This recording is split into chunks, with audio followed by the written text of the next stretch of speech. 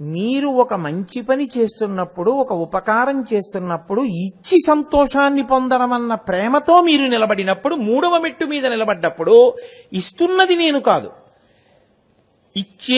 ఇవ్వడానికి కావలసినది పొంది ఉన్నది నేను కాదు, నేను ఈశ్వరుడి యొక్క ద్రవ్యమునకు, కొంత ద్రవ్యమునకు, కొంత సుఖస్థానమునకు ఈశ్వరుడు నాకు యాజమాన్యం ఇచ్చి, వరుణి ఇచ్చి, వరుణి ఇస్తారు చూడండి, మన తరపున ఆయన పూజ చేస్తారు, అలా వరుణి ఇచ్చి నా తరపున ఈ ఉపకారం చేసి పెట్టవోయ్ అన్నాడు.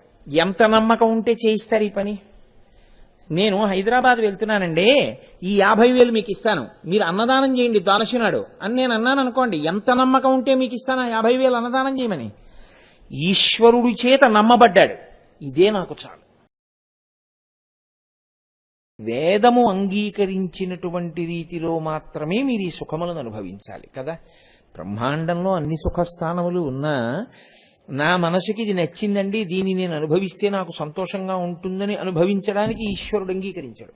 దానికి ఒక నియతి ఉంటుంది, ఆ నియతి ప్రకారమే మీరు అనుభవించవలసి ఉంటుంది. ఆ నియతి ఎలా మీరు అనుభవించాలి? ఆయన పెట్టిన సుఖస్థానములను మీరు ఎలా అనుభవించాలి, ఏ కట్టుబాటుకి లోబడి మీరు అనుభవించవలసి ఉంటుంది, ఇది చెప్పడం వేదం. మోటార్ సైకిల్ మీదే, రోడ్డు ప్రభుత్వం వేసింది, నా మోటార్ సైకిల్ కదండి, మేమందరం కట్టిన పన్నులతోటే కదండి ప్రభుత్వం రోడ్డు వేసింది, నా ఇష్టం వచ్చినట్టు పెడతానంటే ఒప్పుకుంటారా? నీ మోటార్ సైకిల్ అయినా అది నీ మోటార్ సైకిల్గా నువ్వు రోడ్డు మీద దాన్ని మీద ఎక్కి రావాలంటే దానికి కొన్ని పద్ధతులు ఉండాలి. దానికో సీబుక్ ఉండాలి, నీకో డ్రైవింగ్ లైసెన్స్ ఉండాలి. రోడ్డు మీద వెళ్ళడానికి ఎడం చేతి పక్కన వెళ్ళాలి, ఇంత వేగంతో వెళ్ళాలి, ఎర్ర దీపం కనబడితే ఆగాలి, ఆకుపచ్చ దీపం కనబడితే వెళ్ళాలి. ఇలా కొన్ని నియమాలు ఉన్నాయి. కొన్ని రోడ్ల మీద ఇలా వెళ్ళొచ్చు, ఇలా రాకూడదు, కొన్ని రోడ్ల మీద ఇలా రావచ్చు, ఇలా వెళ్ళకూడదు. ఇప్పుడు మీరు ఈ నియమములకు కట్టుబడితే మీ మోటార్ సైకిల్ ప్రభుత్వం వేసిన రోడ్డు అయినా వాడుకోవచ్చు, గమ్యం చేరవచ్చు. అబ్బాయి కాదండి నా ఇష్టం వచ్చినట్టు ఎడతానన్నారు, పట్టుకుని పెనాల్టీ అన్నా వేస్తారు, జైల్లో అన్నా పెడతారు కదండి. మీరు పెట్టుకున్న నియమాలే అలా ఉంటే, ఈశ్వరుడు తానే సుఖస్థానములను సృష్టించి తానే అనుభవించడానికి కావలసిన ఇంద్రియములను ఇచ్చినప్పుడు, ఈ సుఖస్థానములను ఈ ఇంద్రియములతో నువ్వు ఇలా అనుభవించవచ్చు అని కొన్ని నియమములను కూడా పెట్టి ఉంటాడు కదా. ఆ నియమముల యొక్క సంఘాతమే వేదము. వైదికముగా అంటే వేదము ఎలా చెప్పిందో అలా నువ్వు సుఖములను అనుభవిస్తే ఈశ్వరుడు సంతోషిస్తాడు. అయితే ఇక్కడ మీరు కొంచెం చాలా జాగ్రత్తగా నేను చెప్పే మాటను పట్టుకోండి. నేను సాధనాపరంగా మాట్లాడుతున్నాను ఇవాళ, శంకర అన్న నామాన్ని. సుఖము రెండిటిగా ఉంటుంది లోకంలో, సాధారణంగా రెండిటిగా ఉంటుంది. ఒకటి పుచ్చుకొనుట, రెండు ఇచ్చుట. ఈ రెండుగా ఉంటుంది సుఖం. పుచ్చుకొనుట అని నేను అన్నాను అనుకోండి, నాకు ఎప్పుడు పుచ్చుకోవడం సుఖంగా ఉంటుంది? ఏదో ఉదాహరణకి నాకు ఇంత డబ్బు ఇచ్చారు ప్రభుత్వం వాళ్ళు, ఆ జీతాన్ని పెంచారు, వాళ్ళ దగ్గర పుచ్చుకోవడం నాకు సుఖం. పుచ్చుకుని అనుభవించడం మీద ఉన్నటువంటి శ్రద్ధ ఇచ్చి సుఖాన్ని అనుభవించడం మీద సాధారణంగా ఉండదు. మీరు చూడండి, ఇందులో చాలా తేడా వచ్చేస్తుంది. మీరు జల్లెడ పట్టేశారనుకోండి, ఇప్పుడు జల్లెడ పడితే ఇచ్చి సుఖం అనుభవించడం కన్నా పుచ్చుకుని సుఖం అనుభవించే వాళ్లే చాలా మంది ఉంటారంటే హీనాతిహీనమైన స్థితిలోనే వాడు నిలబడిపోయాడు. వాడికి ఎంతసేపు ఏమిస్తామంటే పుచ్చుకోవడం దాచుకోవడం, పుచ్చుకోవడం దాచుకోవడం, ఈ రెండు తప్ప ఇచ్చుకుని సుఖించడం వాడి జీవితంలో వాడికి రానే లేదు. ఇది ఈ శరీరంతో మీరు అనుభవించడానికి పైకెక్కవలసిన ఒక మెట్టు. కానీ ఏ మెట్టు మొదటి మెట్టు ఎక్కాడో అక్కడే నిలబడతాడు. అతనికి ఏమర్థమైందంటే, అమ్మ దగ్గర పాలు తాగి సుఖపడ్డాడు, నాన్నగారి చెయ్యి పట్టుకుని ధైర్యంగా వెళ్ళడం నేర్చుకున్నాడు. ఆ తరువాతి కాలంలో కూడా అతనికి సుఖమన్న మాటకు అర్థం ఏం తెలిసిందంటే, ఎప్పుడూ ఎవరి దగ్గరో ఏదో ఒకటి పుచ్చుకుని తాను బతికేయడమే తప్ప తనదన్న దాన్ని ఇది నాది అని అతనికి ఏ భావన ఉంటుందో ఆ భావన కలిగినటువంటి వస్తువుని వేరొకరికి ఇచ్చి అతను సంతోషంగా ఉండలేడు, అతను ఇవ్వలేడు. అతనికి పుచ్చుకోవడమే సుఖం. ఇక్కడ ఏమవుతుందో తెలుసా అండి, చాలా అట్టడుగు స్థాయిలో సుఖమన్న మాటకి కట్టుబడి బతికేస్తున్న వాళ్ళు అని అర్థం. ఎందుకండి అలా అంటున్నారు మీరు అని మీరు నన్ను అడగచ్చు. పుచ్చుకుని బతకడం కామం, ఇచ్చుకుని బతకడం ప్రేమ. అక్కడ వచ్చింది శాస్త్రంలో బాధంతా. అందుకే శంకర అన్న మాటకు అర్థం ఏమిటంటే గురు రూపంలో శాస్త్ర రూపంలో మీ యందు మార్పు తెచ్చేవాడై ఉంటాడు ఆయన.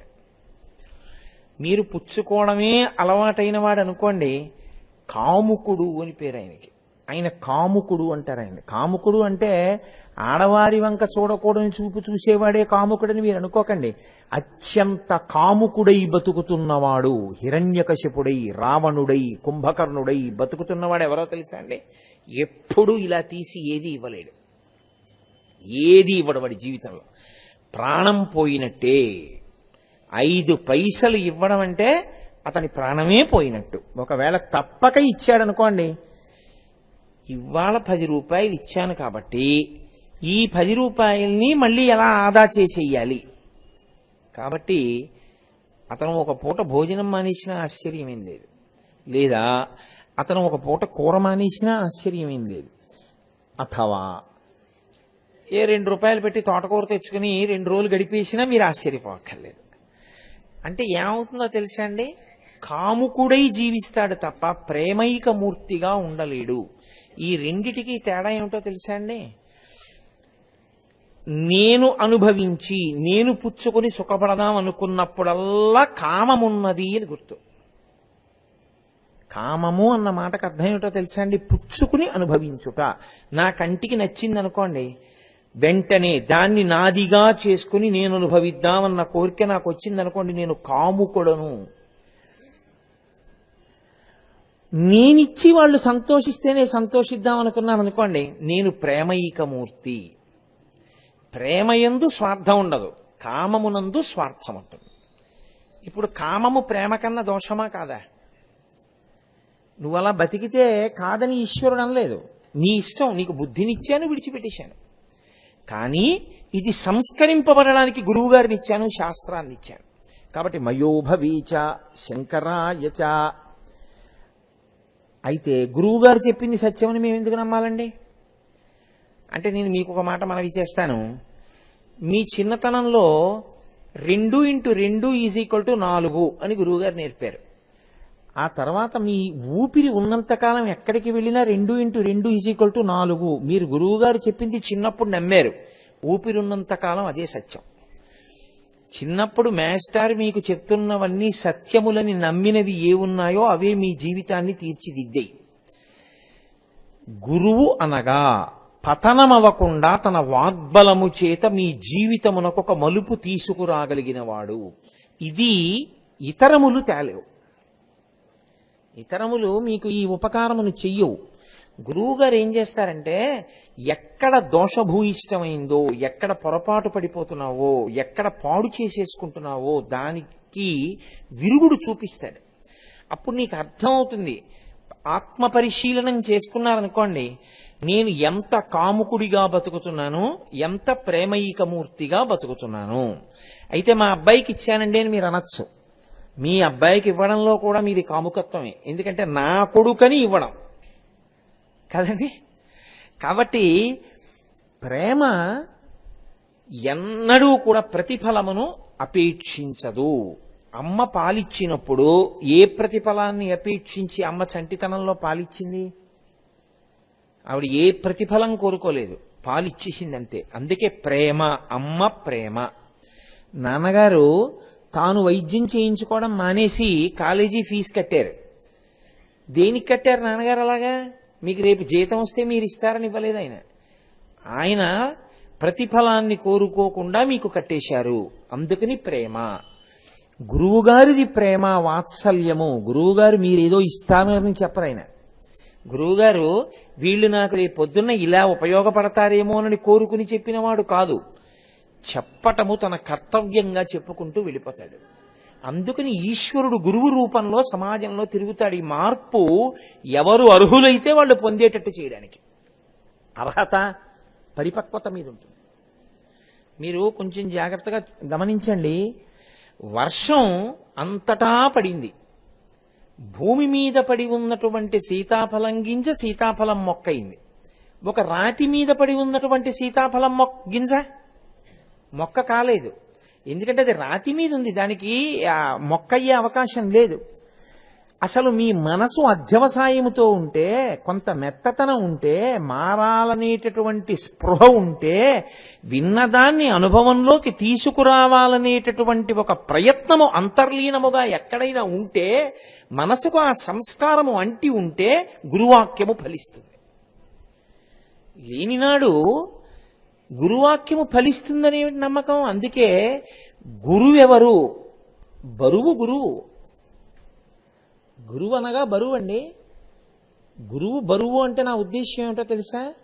అన్నీ తన యందు ఉన్నవాడు, తనకు అన్నీ తెలిసి ఉన్నవాడు. ఆయన ఎప్పుడూ బరువే. ఆయన బరువుగా ఉండడం అంటే మీ దగ్గర పుచ్చుకునేవాడని కాదు దాని అర్థం.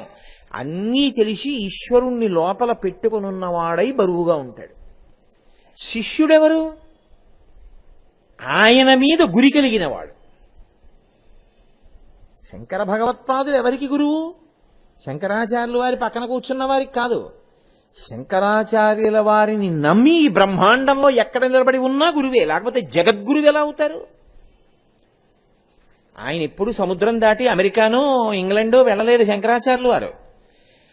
మరి అటువంటప్పుడు ఎక్కడో ఉన్న వాళ్ళకి కూడా గురువు శంకరాచార్యుల వారు ఎలా అవుతారు? జగద్గురువు ఎలా అయ్యారు ఆయన? అంటే శంకరులు శారీరకంగా ఇక్కడున్నా శంకరుల మాట మీద నమ్మకం పెట్టుకుని జీవితాన్ని మార్చుకున్నవాడు ఎవడున్నాడో వాడి బ్రహ్మాండంలో ఎక్కడున్నా వాడికి ఆయన గురువే. అది జగద్గురువు అంటే. ప్రపంచమును మార్చగలిగినటువంటి మాట కలిగిన వారైన, అంతటి బరువైనటువంటి భావనలు ఉన్నవారు, అంతటి గాంభీర్యం ఉన్నవారు, అంతటి సమర్థత కలిగిన వారు. అందుకని వారు జగద్గురువులయ్యారు. ఇప్పుడు మీరు గమనించండి, గురువు చెప్తాడు, గురువుగా ఈశ్వరుడే తిరుగుతూ ఉంటాడు. గురువుగా ఈశ్వరుడే తిరిగినా చెప్పిన మాట మీ తలకెక్కాలని ఎక్కడుంది? రాతి మీద సీతాఫలం కింద మొలకెత్తదుగా. గురువు గారితో కలిసి జీవితాంతం పక్కనే ఉన్నా గురువుగారి యొక్క వైభవంలో పిసరంతా కూడా పొందలేక పతనమైపోయిన వాడు కూడా ఉండవచ్చు. గురువుకి బెంగ ఏమైనా ఉంటుందా? బాధ ఉంటుందా? ఆయన ఏం చేస్తాడు? ఆయన ప్రయత్నం అయింది, ఆయన కర్తవ్యం అయింది, ఆయన బోధ అయిందంతే. అందిపుచ్చుకోవడం మీ చేతిలో ఉంటుంది. పాలు పిండుతున్నారు, పితుకులలోంచి పాలు పడుతున్నాయి. పక్క వాళ్ళ వంక చూసి కబుర్లు చెప్తూ కొండొక్కటే దూరంగా పెట్టారు. పాలు తీస్తున్నారు, పితుకులు పట్టుకుని లాగుతున్నారు, పాలు పడుతున్నాయి, కొండే దూరంగా ఉంది ఎవరితోనో మాట్లాడడంలో. ఇప్పుడు ఆ పాలు ఎక్కడ పడతాయి? మట్టిలో పడిపోతాయి. పాలు తీయడం ప్రయోజనమా? పాలు తీసేటప్పుడు పితుకుల కింద కొండ ఉంచుకుని పాలు తీయడం ప్రధానమా? గురువుగారి దగ్గర ఉండడం ప్రధానం కాదు, గురువుగారి మాటలను ఎంత పట్టుకుని అనుష్ఠిస్తున్నారన్నది ప్రధానం. ఆ అనుష్ఠానము లేనప్పుడు, విన్నది మీరు ఆచరణలోనికి తేలేనప్పుడు అది ఉపయుక్తమవుతుంది అంటే జీవితాన్ని మార్చగలిగినదై ఉంటుంది అనుకుంటే అది అత్యాశ. శ్రవణం దేనికి పనికి రావాలి అంటే అనుష్ఠాన పర్యంతములోకి తెచ్చుకోవడానికి పనికి రావాలి. అసలు శ్రవణం చేయడం గొప్పదే. ఒకప్పుడు కాకపోతే ఒకప్పుడు వినడం మంచిది. కానీ ఈ చెవితో విని ఈ చెవితో విడిచిపెట్టేసి అది ఎందుకు ఉపయోగపడకపోతే, దాన్ని ఎందుకు అనుష్ఠానంలోకి తీసుకురాకపోతే ఏమిటి ప్రయోజనం? దానివల్ల ఏమి ఉండదు. కాబట్టి శంకరుడు మీకు శంకరుడు ఎప్పుడవుతాడు? నాకాయన శంకరుడైనాడు అంటే ఆ మార్పు తెచ్చుకోవడానికి మీరు సిద్ధపడినప్పుడు. నువ్వు కాముకుడిగా బతుకుతున్నావా? ఒక రోజులు 24 గంటల్లో ప్రేమైకమూర్తిగా బ్రతుకుతున్నావా అన్నది విచారణ చేసుకోవాలంటే నువ్వు ఎన్ని మాటలు ఇంకొకళ్ళకి ఇచ్చి సంతోషపడగలవు? నీకు నువ్వు బేరీజు వేసుకోవడమే. ఇంకొకళ్ళకి ఇచ్చి సంతోషపడలేడు, పుచ్చుకునే సంతోషపడగలడు. నీకు నువ్వు తీర్పు చెప్పుకోవచ్చు, సభలో చెప్పక్కర్లేదు, నీ భార్యకు కూడా నువ్వు చెప్పక్కర్లేదు. నిన్ను నువ్వు మార్చుకోవలసిన అవసరం ఉంది. ఇలా బతికి వెళ్ళిపోతే మళ్ళీ కొన్ని కోట్ల జన్మల వరకు రావు. నువ్వు నీ కోసమని సుఖమనుకుని దాచినది నీ వెనక ఉన్న వాళ్ళు పంచుకుంటారు, నువ్వు అనుభవించడానికి ఏముండదు. నువ్వు ఇలా ఇచ్చింది లేదు కాబట్టి నువ్వు వచ్చే జన్మలో ఇలా పెట్టేది ఉండదు. ఇలా చెయ్యి చాపి బతకవలసిందే. కాబట్టి ప్రేమైకమూర్తిగా బతుకుతున్నావా, ప్రేమతో బ్రతుకుతున్నావా? ఇప్పుడు ప్రేమ అన్న మాటకి ఇచ్చి సంతోషించుట. సంతోషము సుఖమే కదండి. మనసు ఆనందిస్తే మరి సుఖమేగా. ఇచ్చి సంతోషించగలవా? అలా ఏమైనా కొంచెం మార్పు వచ్చిందా నీకు? నీ దగ్గర 4 యాపిల్ పళ్ళు ఉన్నాయి, చాలా మంచి పళ్ళు. నువ్వు 2 పళ్ళు తిని, పోని 3 పళ్ళు నువ్వు తినేసి, 3 పళ్ళు తినడంలో నీకెంత తృప్తో ఒక పండు ఒకరికి ఇవ్వడంలో కూడా అంత సంతోషంగా ఒక పండు ఒకరికి ఇవ్వగలవా? ఇచ్చి అమ్మ వాళ్ళ తింటారని సంతోషంగా ఇవ్వగలవా నువ్వు? అలా ఇవ్వగలిగితే నువ్వు మెట్టెక్కావు. ప్రేమైకమూర్తి. నీ సుఖము నీ కిందనున్నవాడి సుఖం కన్నా మారిన సుఖము. పట్టుకున్నారు కదండి. ఇది ప్రేమ. ప్రేమ అన్న మాటని ఇంకొకలా వాడేస్తే దాని అర్థం మారిపోతుంది. ప్రేమ ఎప్పుడు మీరు కావాలని కోరుకునేది కాదు, మీరు ఇచ్చి సంతోషిద్దాం అనుకుంటేనే ప్రేమ. అందుకే తల్లి ప్రేమ, తండ్రి ప్రేమ, గురువుగారి ప్రేమ, భార్య ప్రేమ, భర్త ప్రేమ తప్ప దక్కితే నాకు దక్కాలి, దక్కకపోతే ఈ అందం ఇంకోళ్ళకి దక్కకూడదు, యాసిడ్ పోస్తానడం ప్రేమించడం కాదు, కామించడం. దాన్ని ప్రేమించడం అని నువ్వు పేపర్లో రాసినా, ఇంకో చోట డైలాగ్ రాసినా నువ్వు సమాజాన్ని తప్పు పట్టిస్తున్నట్టు. అది ప్రేమ అయితే మరి తల్లి ప్రేమ ఏమైనట్టు? ఏమిటి తేడా రెండిటికి? అది ప్రేమ కాదు, కామం. శాస్త్రములు ఏం చెప్తున్నాయో దాన్ని వక్రీకరించిన నాడు సమాజము పాడవుతుంది. ఒక మాట చాలా జాగ్రత్తగా మాట్లాడాలి. సతి అన్న మాటకి పతి అన్న మాటకి ఒక్కక్షరమే తేడా, కానీ ఎంత తేడా ఉంది జీవితంలో. పతి సతి ఎంత మార్పు ఉందండి. లింగభేదమే వచ్చేసింది కదా. ఒక అక్షరం మారితేనే అంత మార్పు వస్తుంది. నువ్వు ఒక చోట వాడవలసిన మాటని ఇంకొక చోట వాడితే సమాజం ఏమైపోతుంది? అసలు నిజంగా ప్రతిఫలాన్ని అపేక్షించకుండా చదివించి వృద్ధిలోకి తీసుకొచ్చి కనిపించిన తల్లిదండ్రులది ప్రేమ, యాసిడ్ పోసిన వాడిది ప్రేమ. ఎలా ప్రేమ? 2 కాదు. శాస్త్రం అలా చెప్పట్లేదు. ఇది నీవు గ్రహించిన నాడు నీవు మెట్టు పైన నిలబడతావు. నిన్ను నువ్వు పరిశీలించుకుంటావు. నేను ప్రేమిస్తున్నానా, కామిస్తున్నానా? ఎప్పటికప్పుడు మీకు ఆ ప్రశ్న వేసుకోవడం వచ్చిందనుకోండి, మీరు ఎవ్వరికీ జవాబుదారీ కాదు. మీరు ఒక్కటే జ్ఞాపకం పెట్టుకోండి. ఎందుకో తెలుసా? ప్రపంచంలో వేదం అంటుంది, చేతిని ఉపయోగించగలిగినటువంటి శక్తి ఈశ్వరుడు ఏ ప్రాణికి ఇవ్వలేదు. అందుకే కలియబడే తింటాయి, కరిచి తింటాయి. ఓ కుక్క ఉందనుకోండి, తినాలంటే పరిగెత్తుకుంటూ వెళ్ళి నోటితో పట్టుకు తినేస్తుంది అంతే. 2 అంచెల మీద తినేటటువంటి ప్రాణులు ప్రపంచం మొత్తం మీద 3 ఉంటాయి. మొట్టమొదటిది ఏనుగు. ఇలా పట్టుకుంటుంది, ఇలా నోట్లో పెట్టుకుంటుంది. 2 అంచెల్లో తింటుంది, చేత్తో పట్టుకుని నోట్లో పెట్టుకుంటుంది. 2 మాటలు పట్టుకుంటుంది తినేటప్పుడు. ఇచ్చేటప్పుడు తొండంలోంచి చిమ్మేస్తుంది. ద్వైపం, పుచ్చుకుంటే 2 మాటలు, ఇచ్చేస్తే ఒక్కసారి విసిరాల వారేస్తుంది, ఇచ్చేస్తుంది. కోతి పట్టుకుంటుంది, నోట్లో పెట్టుకుంటుంది. మనుష్యుడు చేత్తో పట్టుకుంటాడు, నోట్లో పెట్టుకుంటాడు. ఉత్కృష్టత ఎందుకు వచ్చిందో తెలుసా అండి? ఈ చేత్తో ఇలా తీయడం పెట్టుకోవడం ఇదొక్కటే నీ జీవిత పరమావధి కాదు. ఇలా పెట్టడం వచ్చా? పెట్టకపోతే ఏమవుతుందండి ప్రేమతో అని మీరు నన్ను అడగచ్చు. శాస్త్రం అంటోంది జవాబుదారీతనం ఒకటి ఉంటుంది లోకంలో కదండి. ఓ వస్తువుని మీకు ఇచ్చాననుకోండి వాడుకోమని, మీరు ఎలా వాడుకున్నారు అని మళ్ళీ అడుగుతారు కదా, చూస్తూ ఉంటారు. తండ్రి మీకు మోటార్ సైకిల్ ఇచ్చారు, 1 లీటర్ పెట్రోల్ కొట్టించాడు, కాలేజీకి వెళ్ళిరా అన్నాడు. మధ్యాహ్నం మీరు ఇంటికి వచ్చి నాన్నగారండి పెట్రోల్ అయిపోయింది అన్నారు. నాన్నగారు ఏమంటారు? లీటర్ పెట్రోల్ కొట్టించాను, నువ్వు 5 రోజులు వెళ్ళి రావచ్చు మన ఇంటి నుంచి నీ కాలేసుకున్న దూరానికి, ఒక్క పూట వెళ్ళొస్తే పెట్రోల్ ఎందుకు అయిపోయింది నీకు, ఎక్కడ తిరుగుతున్నావు అని అడుగుతారా అడగరా? మీరు 2-3 రోజులు ఇలా చేశారు, నాన్నగారు ఏమంటారు? పెట్రోల్ కొట్టించిన తాళాలు అక్కడ పెట్టి సైకిల్ వేసుకెళ్ళి అంటారు. అంటారా అనరా?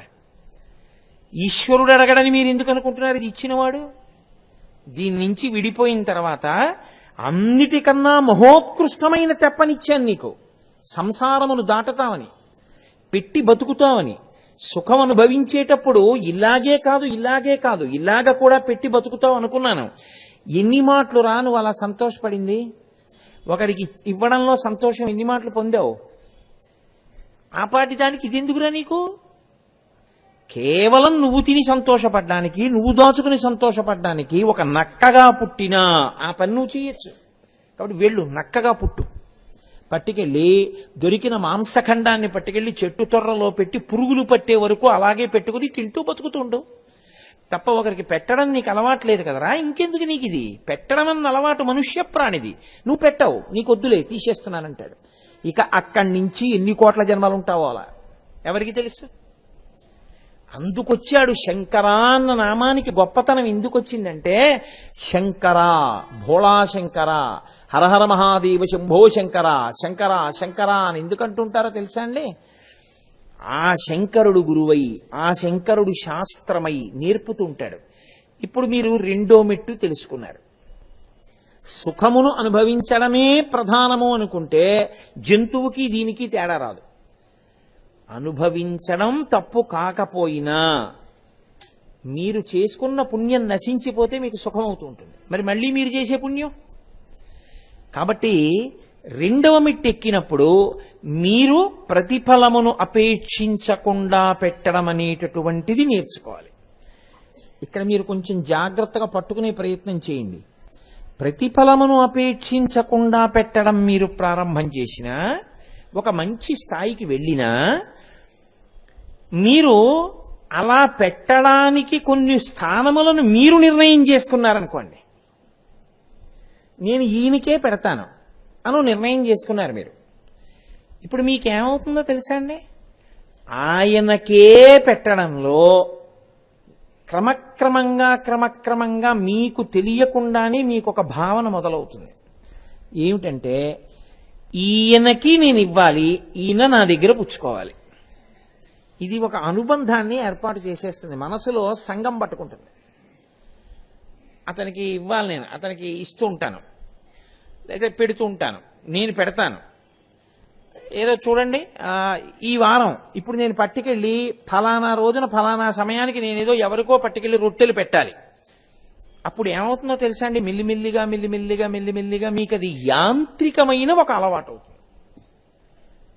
అక్కడికే వెళ్ళి అక్కడే కొంతమందికి కొన్ని రొట్టెలు పెట్టి వస్తుండడం. ఇప్పుడు ఏమవుతుందంటే, ఈ సంఘము ఎందుకమ్మా ఎందుకు? ఏమి అంతమందిని తొక్కుకుంటూ వచ్చి ముందు కూర్చుని వినకపోతే మీ చెవిలోకి ఎక్కదా అని చెప్పేది? వెనక వచ్చిన వాళ్ళు వెనక కూర్చోవడం మర్యాద. ఇవాళ వస్తే వచ్చారు, ఇంకెప్పుడు రాకండి అలాగా. కాబట్టి సంఘము ఏర్పడకూడదు. సంఘము లేకుండా జాగ్రత్త పడాలి అంటే ఇవ్వడంలో ఈశ్వరుణ్ణి చూడడం నేర్చుకోవాలి. మీరు చూడండి, అన్నీ విడిచిపెట్టి భరతుడు అరణ్యానికి వెళ్ళాడు. అన్నీ విడిచిపెట్టి అరణ్యానికి వెళ్ళిపోయిన భరతుడు ఒక లేడి మీద వ్యామోహం పొందాడు. ఆ లేడిని పెంచుకుంటూ వచ్చాడు. ఆఖరికి ఏమైంది? పునర్జన్మలో మళ్ళీ ఓ లేడై పుట్టాడు. సంఘము ఏం చేసేస్తుందంటే, నేను పెడుతున్నాను, ఈయనకి పెడుతున్నాను, ఈయన నా దగ్గర పుచ్చుకునేవాడు, నేను ఇచ్చేవాణ్ణి, దానివల్ల ఆయన ప్రయోజనం పొందుతూ ఉంటాడు. ఈ సంఘము కూడా పుణ్యరూపమును పొంది కొంతకాలానికి ఏం చేస్తుందంటే, ఊర్ధలోకానికి స్వర్గలోకానికి వెళ్ళారు, మీ పుణ్యం ఉన్నంత కాలం ఉంటారు, ఆ తర్వాత ఏమైంది? పడిపోయారు. ఇప్పుడు దీన్ని గురువుగారి అనుగ్రహం ఉంటే, ఈశ్వరుడి అనుగ్రహం ఉంటే ఇంకొక మార్పులోకి వస్తాడు. అది ఎటువంటి మార్పు వస్తుందో తెలుసా అండి? నేను కాదు ఇస్తున్నవాణ్ణి. ఇప్పుడు మీరు చూడండి, వేడి పాలగిన్నుంది, ఆ పాలు తాగవలసిన వాడు ఒకడున్నాడు, ఆయన పాలగిన్నెని పొయ్యి మించి కిందకి దింపుకోవాలి. ఇప్పుడు ఈ పొయ్యి మించి పాలగిన్నెని కిందికి దింపుకునేవాడు ఎవడున్నాడో ఆయనకి పాలగిన్నెకి మధ్యలోకి ఒకటి వస్తుంది. దాని పేరు పటకార. అది రెండు వైపులా పట్టుకుంటుంది. పైన ఆయన పట్టుకుంటాడు, నోటితో పాలగిన్నె పట్టుకుంటుంది. ఎంతసేపు పట్టుకుంటుంది? ఎంతసేపు పట్టుకోవాలో అంతసేపే పట్టుకోవాలి. పాలగిన్నె అరుగు మీద పెట్టేసిన తర్వాత కూడా పటకార అలాగే పట్టుకుని ఉందనుకోండి, మీరు పటకార తీసినప్పుడు ఆ పాలు మళ్ళీ మీ మీద పడతాయి. ఎంతసేపు పట్టుకోవాలో అంతసేపు పట్టుకుని ఎప్పుడు విడిచిపెట్టాలో అప్పుడు విడిచిపెట్టేస్తే పాలగిన్నెని చేతిని కూడా విడిచిపెడితే పాలు మీరు తాగడానికి అవకాశం కలుగుతుంది కాదు. రెండు వైపులా పట్టుకుంటుంది. మీరు మూడవ స్థాయిలో ఈ సాధనకి వెళ్ళాలి. ఇదంతా శంకరానుగ్రహం, ఇది శివానుగ్రహం. అంటే ఇది గురుముఖత శాస్త్రముఖత అబ్బుతుంది. నన్ను ఈశ్వరుడు పట్టుకున్నాడు. పట్టుకుని ఏం చేస్తున్నాడంటే పటకార్లా పాలు పోయిస్తున్నాడు. నా ఉపాధి ద్వారా ఈశ్వరుడే ఈ ఉపకారమును చేస్తున్నాడు. పటకార తనంత తానేమైనా పట్టగలదా?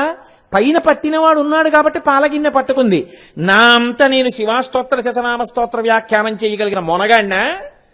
నాలో శంకరుడు ఉండి పలికిస్తున్నాడు, వాళ్లలో శంకరానుగ్రహం ఉండి వినిపిస్తున్నాడు.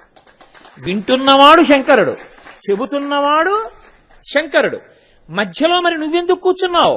శంకరుడు నన్ను పటకారగా పట్టుకుని అక్కడికి ఇక్కడికి మధ్యలో పట్టుకున్నాడు. నన్ను వాళ్ళు పట్టుకున్నారు, నన్ను శంకరుడు పట్టుకున్నాడు. ఈ పటకార పట్టుకోబడినటువంటి పదార్థాన్ని, నేను పటకారని పైన కింద పట్టుకోబడి ఉంది. ఇప్పుడు ఏమవుతుందో తెలుసా అండి? మీరు నిమిత్తం.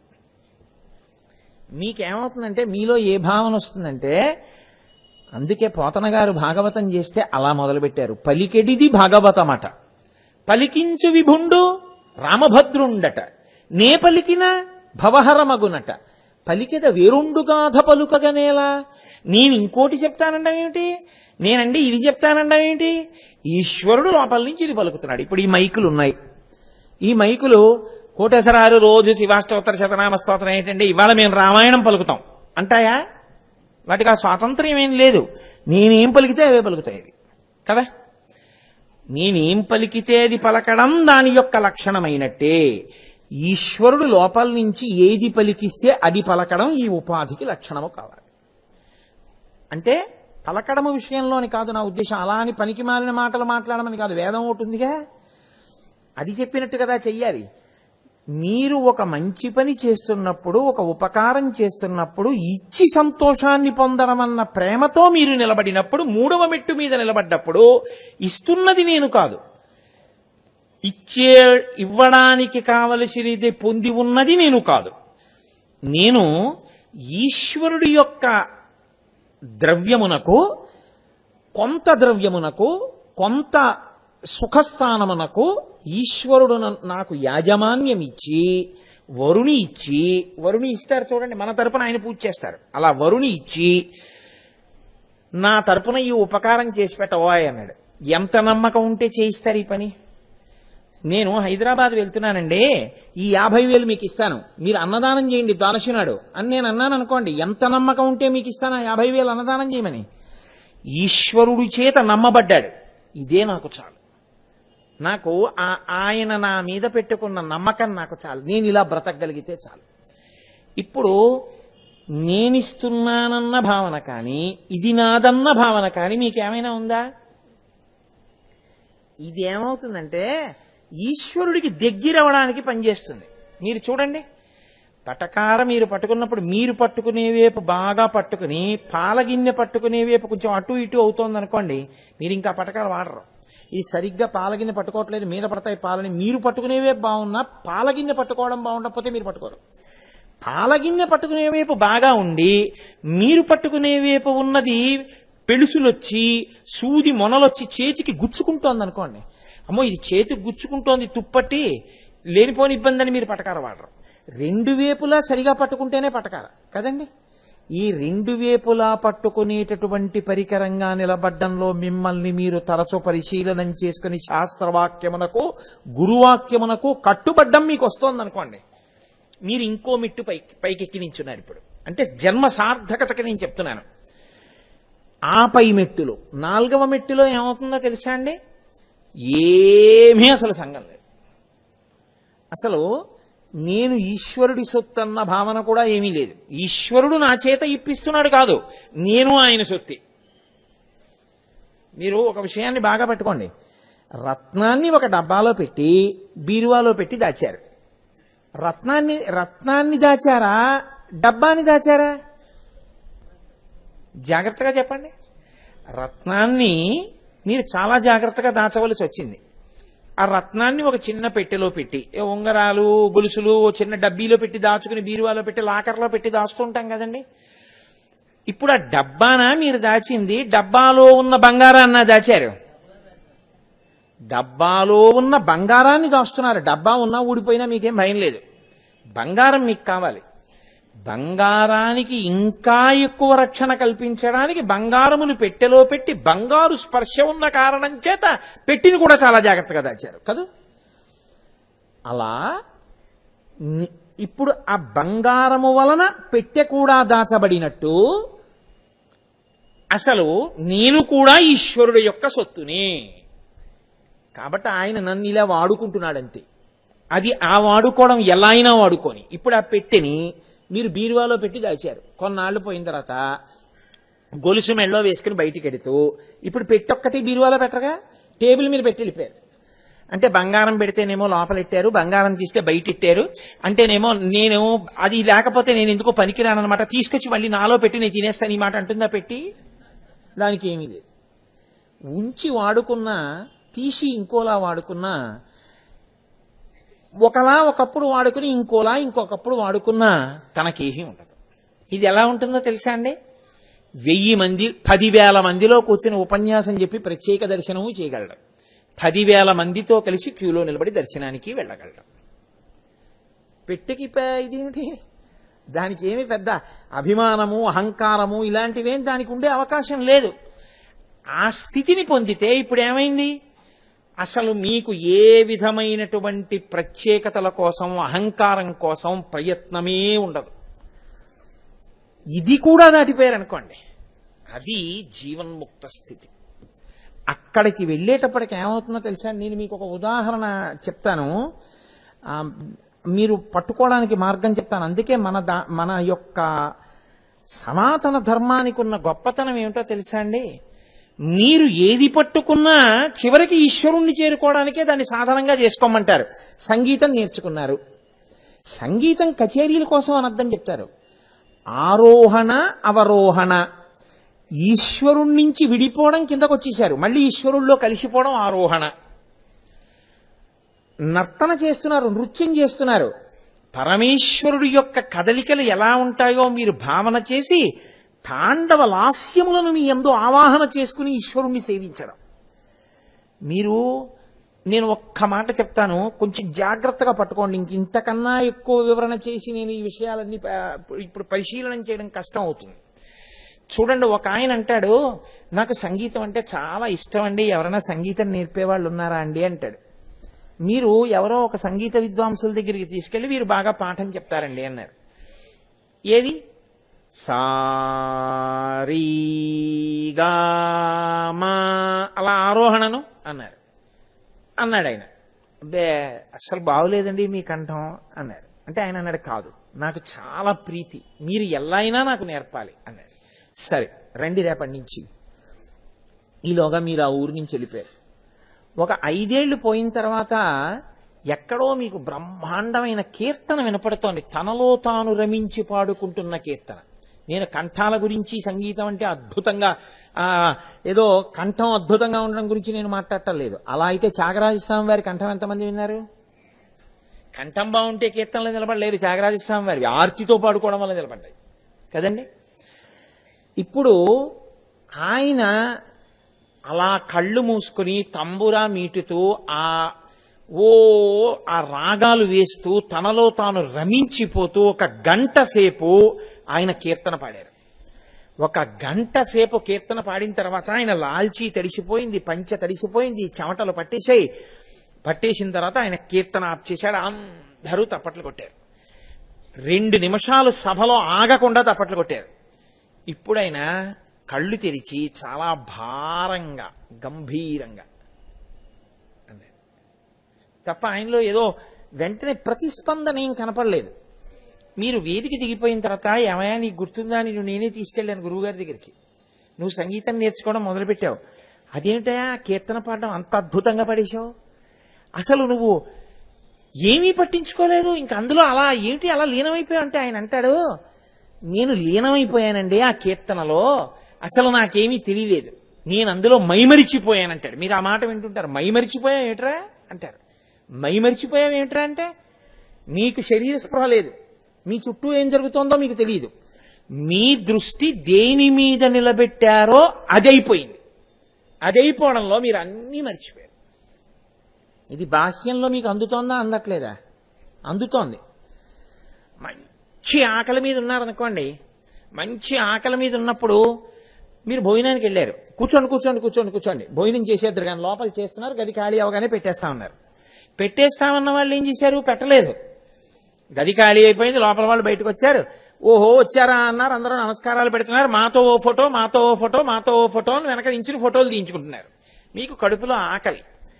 ఇప్పుడు వాళ్ళందరూ చుట్టూ నిలబడి ఫోటో తీయించుకుంటుంటే కొత్తగా కూరలు సాంబారు అన్ని గదిలోకి పట్టుకెడుతున్నారు.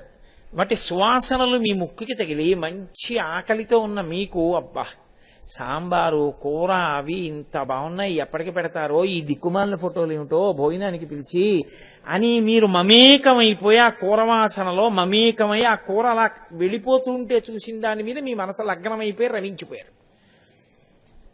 మిమ్మల్ని కోటేశ్వరారు తర్వాత ఉపన్యాసాలు ఎక్కడండి అన్నారు. మర్చిపోయారు. ఏమైంది, ఎందుకు మర్చిపోయారు, ఎందుకు విడిపోయారు, మీరు దేంతో కలిసిపోయారు? వంకాయ కూరతోనూ సాంబార్తోనూ మీరు కలిసిపోయారు. కీర్తన చేసేవాడు కీర్తనలో కలిసిపోయాడు, పూజ చేసేవాడు పూజలో కలిసిపోయాడు. నేను భ్రమరము కావాలనుకున్న కీటకము తపించి తపించి భ్రమరమైపోయింది, భ్రమర కీటక న్యాయంలో భ్రమరమైపోయింది. నిరంతరము అంతటా ఈశ్వరుణ్ణి చూసి ఈశ్వర భావనతో ఈశ్వరుడి పనిముట్టుగా మీకు ఏ అస్తిత్వము లేకుండా సర్వత్ర ఆత్మదర్శనమే చేస్తూ ప్రేమని దాటి ఆ పైకెక్కి నిలబడిపోయిన మీకు మీరు చివరికి అయ్యేది ఆత్మయే విడిపోయి ఆ స్థితిని పొందుతారు. మెట్టు మెట్టు మెట్టు మెట్టు ఎక్కి మీరు ఎక్కడికి చేరుతారు? మేడపైకి చేరుతారు. ఒక్కొక్క మెట్టు మనుష్య జీవితంలో ఎలా ఎక్కాలో మొదలు పెడితే చిట్ట చివరికి మీరు ఎక్కేది ఎక్కడికి? అక్కడికే. లెక్కల్ని నేర్చుకోవడం మొదలుపెట్టారు. 2 రెళ్ళు 4, 2 3 6, 2 4 8 అని మొదలుపెట్టారు. మొదలుపెట్టినటువంటి వాళ్ళు ఆఖరికన్నారు నాకేమీ రాదు, మీరు పెద్ద గణిత శాస్త్రజ్ఞుడు అని సన్మానం చేస్తున్నారు. మీరన్నారు నాకేమీ రాదు, నేనేమి లెక్క పెట్టలేను, నాకు చాలా లెక్కలు వచ్చని మీరు అనుకుంటున్నారు. లెక్కలకి అందని తత్వం ఒకటి ఉంది, అది అత్యతిష్ట దశాంగుళం. ఈ బ్రహ్మాండముల కన్నా 10 అంగుళముల పై వరకు వ్యాప్తి చెంది ఉంది. దాని ముందు నేనెంత? దాని అనుగ్రహంతో ఈ 4 మాటలు మాట్లాడాను, 4 లెక్కలు చెప్పాను తప్ప నేను లెక్క కట్టగలిగిన వాడినా, నేను లెక్కలు వచ్చిన వాడినా, నాకేం లెక్కలు వచ్చన్నారు. మీకు వచ్చిన లెక్కలు మీకే లెక్కలు రావని చెప్పడానికి పనికొచ్చిందా లేదా? మీకొచ్చిన సంగీతం మీరు లయమైపోవడానికి పనికొచ్చిందా లేదా? మీరు గొప్ప భౌగోళిక శాస్త్రవేత్త. మీరు ఇలా మ్యాప్ ఇస్తే, మీకు తెల్ల కాగితం పెన్ను ఇస్తే మీరు ఇలా గీత గీసేసి ఇదిగో ప్రపంచంలో ఇదిగో ఇది ఉత్తర దిక్కు, ఇక్కడ హిమాలయ పర్వతాలు ఉంటాయి, ఇదిగో ఇది దక్షిణం, ఈ దక్షిణాన ఉత్తరాన హిమాలయాలుంటే దక్షిణాన హిందూ మహాసముద్రం ఉంటుంది, ఇది తూర్పు, ఇదిగో తూర్పునంతా బంగాళాఖాతం ఉంటుంది, ఇదిగో పశ్చిమం ఇక్కడ అరేబియా మహాసముద్రం ఉంటుంది, ఇదిగో ఇక్కడ బొంబాయి ఉంటుంది, ఇదిగో ఇక్కడే చిన్న ముక్క విడిపోయి కన్యాకుమారి ఉంటుంది, ఇది సింహళం, దీని మధ్యలో సముద్రం ప్రవహిస్తూ ఉంటుంది. ఇలా మళ్ళీ ఇటు పక్కకెడితే ఇదిగో ఆస్ట్రేలియా, ఇదిగో న్యూజిలాండ్, ఇక్కడ మళ్ళీ పసిఫిక్ మహాసముద్రం. మీరు ఇంత కాగితం మీద ప్రపంచాన్ని అంతటినీ చూపించేస్తున్నారు గీతలు గీసి. ప్రపంచము కాగితమా? కాగితములోకి ప్రపంచం వచ్చిందంటే మీలో ఉండబట్టి వచ్చిందా? కట్టబోయే బిల్డింగ్ అంతా ప్లాన్గా కాగితం మీదకి రావట్లా, మీలో ఉన్నది కాగితం మీదకి వచ్చింది, కాగితం మీద ఉన్నది భూమి మీదకి వచ్చింది. అవునా? మీరు లోపల ముందు రమిస్తేనైనా పైకొచ్చింది, పైనున్న దాంతో రమిస్తే లోపలి దానిలోకి చేరచ్చుగా అప్పుడు. కాబట్టి ఈ రమించి మిమ్మల్ని మీరు మరిచిపోగలిగినటువంటి స్థితి వస్తే అప్పుడు ఆయన ఏమంటాడు? ఇన్ని చెప్పిన ఆయన అంటాడు, చాలా గొప్పగా చెప్పారండి, ఇన్ని మీకు ఎలా గుర్తుంటాయండి బాబు, ఇన్ని పర్వతాలు ఇన్ని దేశాలు అన్నారు. ఏమండి ఇన్ని పర్వతాలు దేశాలు చెప్తేనే మెచ్చుకుంటున్నారే, ఇన్ని పర్వతాలు సృష్టించినవాడు, ఇన్ని సముద్రములు సృష్టించినవాడు, ఇన్ని నదులు నిర్మించినవాడు, ఇన్ని కొండలు, ఇన్ని మైదానములు, ఇన్ని ఎడారులు, ఇన్ని సృష్టించినవాడు, వాడెంత గొప్పవాడై ఉంటాడు అన్నారు. ఇప్పుడు మీరు నేర్చుకున్న భౌగోళిక జ్ఞానం దేనికి పనికొచ్చింది? అందుకు పనికిరాలా? నేను ఒక పుస్తకం చదివాను ఒకప్పుడు. ఒక ఆస్ట్రేలియన్ కార్డియాలజిస్ట్ ఒక ఆయన రాశాడు దాన్ని. ఆయన గొప్ప గుండె శస్త్రచికిత్సా నిపుణుడు. ఆయన భారతదేశంలో ఒక మహానుభావుడు, ఒక వేదాంతి యొక్క ప్రసంగాన్ని విన్నాడు ఒకప్పుడు. విని ఆయన ఒక గొప్ప వ్యాసాన్ని రాశారు. ఆయన రాశారు అందులో, నేను పూర్వం ఎవరికైనా ప్రాణములు పోసేవాడను నేనే అని అనుకునేవాణ్ణి, అహంకరించేవాణ్ణి. నేను భారతదేశంలో సనాతన ధర్మానికి చెందినటువంటి ఒక మహానుభావుడు, ఆయన ప్రసంగాలు నేను విన్నాను. ఆయన ప్రసంగములు విన్న తర్వాత నాకు ఆ విషయం అర్థమైంది. నేను రోజుకి 5 గుండె శస్త్రచికిత్సలు చేస్తే 4 సఫలీకృతమైతే, 5 చేద్దాం అనుకున్నాను, 4 సఫలీకృతం అయిపోయాయి కాబట్టి 1 పోతే పోయిందిలే పర్వాలేదు, 4 సక్సెస్ అయిపోయాయి కదా అని ఎప్పుడూ చేయను. నేను 5 ఆపరేషన్లు చేస్తే 5గురు బతకాలనే చేస్తున్నాను. 5గురు బతకాలని నేను చేసినా ఒక్కొక్కప్పుడు ఒకడు వెళ్ళిపోతున్నాడు. నేను ఇన్నాళ్ళు అనుకునేవాణ్ణి ఏదైనా నా ప్రజ్ఞే అనుకునేవాణ్ణి. నాకు ఇప్పుడు అర్థమైంది, నన్ను పనిముట్టును చేసి ప్రాణం పోయిస్తున్నవాడు, వాడు ప్రాణం తీసేయాలనుకున్నప్పుడు ఈ పనిముట్టుగా నువ్వు పనికిరావన్నవాడు నా పైన ఒకడు ఉన్నాడని నాకు ఆయన ఉపన్యాసాలు విన్నాక అర్థమై వినయంతో తల వంచుతున్నానని రాస్తున్నాను. ఇప్పుడు ఆయన చదువుకున్నటువంటి మెడిసిన్, ఆయన చెయ్యగలిగిన గుండె ఆపరేషన్లు దేనికి పనికొచ్చాయి? ఈశ్వరుణ్ణి తెలుసుకోవడానికి పనికొచ్చాయా లేదా? పనికొచ్చినప్పుడు మీరు దేనితో ఈశ్వరుణ్ణి చేరలేననుకుంటున్నారు? చేరగలిగిన మార్గం, అన్నిటిలోకి తేలికైన మార్గం ఏమిటో తెలుసా అండి? మీరు కేవలము కాముకుడిగా జీవించడం కన్నా ఒక్కొక్క మెట్టు ఎక్కుతూ పరిశీలనం చేసుకుని అంతటా ఆత్మను, ఈశ్వరుణ్ణి చూడగలిగినటువంటి స్థితికి మీరు ఎదగగలగడమే. ఈ స్థితికి మీరు ఎదిగిపోయారనుకోండి, అదే మిమ్మల్ని ఆత్మగా నిలబెట్టేస్తుంది. దానివల్ల పునరావృత్తి రహిత శాశ్వత శివ సాయుధ్య స్థితిని కల్పిస్తుంది. ఈ ఎక్కించగలిగిన ప్రజ్ఞ ఎక్కడుంటుందంటే శాస్త్రంలో ఉంటుంది. కానీ శాస్త్రము గహనమైన సముద్రం. అంత సముద్రాన్ని తరచి మీకెవరు అందిస్తారా మెట్లు? ఎవరు ఎక్కిస్తారా మెట్లు? ఎవరు నిరంతరము బోధ చేస్తారు? ఎవరు ఇంకొకరి సాయం లేకుండా మిమ్మల్ని మీరు పరిశీలించుకోగలిగిన శక్తి మీకెవరిస్తారు? గురువాక్యముగా అది మళ్ళీ అందుతుంది. మళ్ళీ తేలికై మీకు అందిస్తాడు గురువు. కాబట్టి లోకంలో శంకరః, శం కరోతీతి శంకరః, సుఖములలోకెల్లా అత్యధికమైన సుఖమేది అంటే ఆఖరికి అంతటా ఉన్న ఈశ్వరుడి యందు తాను లయమైపోయి ఇక విడివడని స్థితిని పొందడమే. ఇక్కడ నుంచి అక్కడ వరకు తీసుకెళ్లడానికి కావలసిన మెట్లు కట్టి ఎక్కించగలిగిన తెప్పనిచ్చి ఆ ప్రజ్ఞతో చెప్పగలవాడినిచ్చి మిమ్మల్ని ఎక్కించిన వాడెవడున్నాడో వాడే శంకరుడు. కాబట్టి ఇప్పుడు చెప్పండి, నాకు శివానుగ్రహం, నాకు శంకరానుగ్రహం అక్కర్లేదు అని మీరు అనగలరా? అది శంకరుడంటే.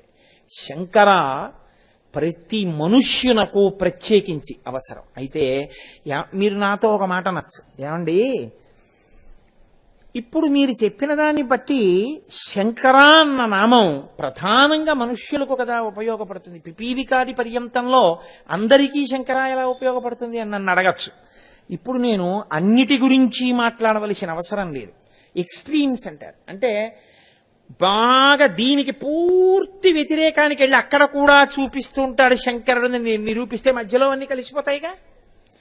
మనుష్యుడు ఎప్పుడో ఒకప్పుడు ప్రేమ అన్నది చూపించడం అసలు లేకుండా బతకడం అన్నది ఉండదు. ఎక్కడో అక్కడ ఎప్పుడో ఒకప్పుడు ప్రేమ అన్నది చూపిస్తాడు.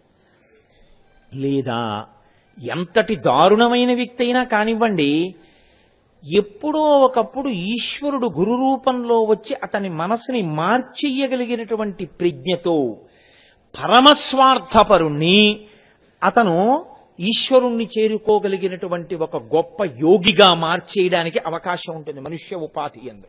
అది దానికి ఉన్న పాత్రత. నేను ఎందుకు ఈ మాట అంటున్నానో తెలుసా అండి? మనకి తులసీదాస్ గారని ఒక మహానుభావుడు. ఆయన పరమ ప్రేమైకమూర్తి. ఆయనకి ఒకరికి పెట్టడంలో సంతోషం. ఆ ఊళ్ళోనే ఓ షావుకారు ఉండేవారు. ఆయన పరమ కాముకుడు. కాముకుడు అంటే మీకు నేను చెప్పిన మాట మీరు గుర్తుపెట్టుకోవాలి. నా ఉద్దేశం కాముకుడు అంటే స్త్రీల పట్ల అన్యభావన ఉన్నవాడని కాదు. తాను మాత్రమే పుచ్చుకుని సంతోషించాలనుకునేవాడు. ఇప్పుడు ఇద్దరికీ చాలా భేదం కదూ. తులసీదాస్ గారి ఇంటికి మహాపురుషులు వచ్చారు. వాళ్ళు ఎలా ఉంటే మహాపురుషులండి అని మీకు నాకు ప్రశ్న. తులసీదాస్ గారికి అందరూ మహాపురుషులే. ఎందుకని అంటే హృదయ వైశాల్యాన్ని బట్టి. మీరు కొంతమందిని చూడండి, అబ్బో చాలా మంచి ఆయనండి అంటాడు. అసలు ఎవరిని చెడ్డాయనండి ఆయన, చాలా మంచి ఆయనండి అంటాడు. కొంతమందిని మీరు చూడండి, మీరు ఏం పెట్టండి, అబ్బా చాలా రుచిగా ఉందండి అంటాడు. ఆయన జన్మాంతరంలో ఇదేమిటిది ఇలా ఉంది అని ఇంత అసహ్యంగా ఉండారని ఆయన అండవు. అంటే ఆయన తిన్నవన్నీ రుచిగా ఉన్నాయని మీరు అనుకుంటున్నారా?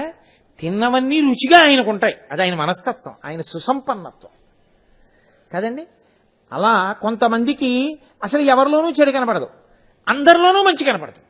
నాకు ఒక బంధువు ఒక ఆవిడ ఉండేవారు. ఆవిడ ప్రతిరోజు సినిమాకి వెళ్ళేవారు. ఆవిడ అన్ని సినిమాలు చూసేస్తే ఒకప్పుడు ఏదో మలయాళం సినిమాకి కూడా వెళ్ళొచ్చేవారు మార్నింగ్ షోకి. నేను ఒకప్పుడు ఆవిడని అడిగాను, అది ఎవ్వరూ వెళ్ళటం లేదే, ఏదో ఒక్క కన్నుబొమ్మ వేసి పగలు చూస్తే రాత్రి కల్లోకి వచ్చేంత భయంకరమైన సినిమా అన్నారు, దానికి కూడా మీరు వెళ్ళొచ్చారు కదా, ఏం బాగుంది అందులో అన్నాను. అంటే ఆవిడన్నారు నాతోటి, నాయనా నేను ₹1.80 ఇచ్చి ఆ సినిమా చూశాను. ₹1.80 నేను ఇచ్చింది, వాడది నిర్మించడానికి కోట్లు ఖర్చు పెట్టాడు. నేను ఇచ్చిన ₹1.80కి విమర్శించడం ఎందుకు నాయనా, బాగుందంటే పోలేదా అండి ఆవిడ. అమ్మా మీ గొప్పతనానికి జోహార్ తల్లి అన్నారు. అంటే కొంతమంది అది సినిమాల విషయంలో ఆవిడ, అది కొంతమందికి మనుష్యుల విషయం. అది ఏంటి జన్మాంతర సంస్కారం, ఒక రోజులో వచ్చిందని మీరు అనుకోకండి. ఆయన పరిశీలించుకుని ప్రేమించడం నేర్చుకుని ఒక స్థితికి వచ్చేటప్పటికి ఒక జన్మలో ఆ స్థితిని పొందుతాడు. అది నిలబడింది అనుకోండి, దాన్ని పట్టుకుని మోక్షానికి వెళ్ళిపోతాడు ఆయన. ఈ అందరి యందు మంచి చూస్తూ మోక్షానికి వెళ్ళిపోతాడు. తులసీదాస్ గారు అంతటి ప్రాజ్ఞుడు, షావుకారు గారు అంతటి లోభి. ఈయనింటికి మహానుభావులు వచ్చారు. వెళ్ళి సరుకులు పట్రా అని భార్య లోయిని పంపించాడు. ఆవిడ మహాందగత్తె. ఆవిడ వెళ్ళి, నేను అయ్యా నాకు సరుకులు ఇవ్వండి, మీ ఆయన ఇప్పటికే చాలా బాకీ ఉన్నాడమ్మా, ఎలా ఇస్తానన్నాడు. అంటే కాదు మహాపురుషులు వచ్చారు, వారిని ఎండగట్టలేం కదా, సరుకులు అప్పివ్వండి, ఎలా అయినా తీరుస్తాను. ఆయన అన్నాడు, మీ ఆయన ఎలాగో అప్పు తీర్చలే, ఇవాళ రాత్రికి నువ్వు నాకు పడక సుఖం ఇవ్వగలవా అని అడిగాడు. ఆవిడ కాసేపు ఆలోచించింది. తిరస్కరిస్తే భర్త ఔన్నత్యం పోతుంది. వచ్చేసి కూర్చున్నారు వాళ్ళు భోజనానికి. తను తీసుకెళ్లి వండి పెట్టాలి. వెళ్ళి ఇలా అన్నాడు తుచ్చుడు, అందుకని నేను తేలేదు అంటే ఇప్పుడు ఆయన ఎక్కడికి వెళ్ళి తెస్తాడు? వచ్చిన వాళ్ళు ఏమైపోతారు? ఆవిడంది అలాగే అని సరుకులు తెచ్చింది, వండి పెట్టేసింది, భోజనాలు పెట్టేసింది, అందరూ తినేశారు, వెళ్ళిపోయారు. చీకటి పడుతోంది.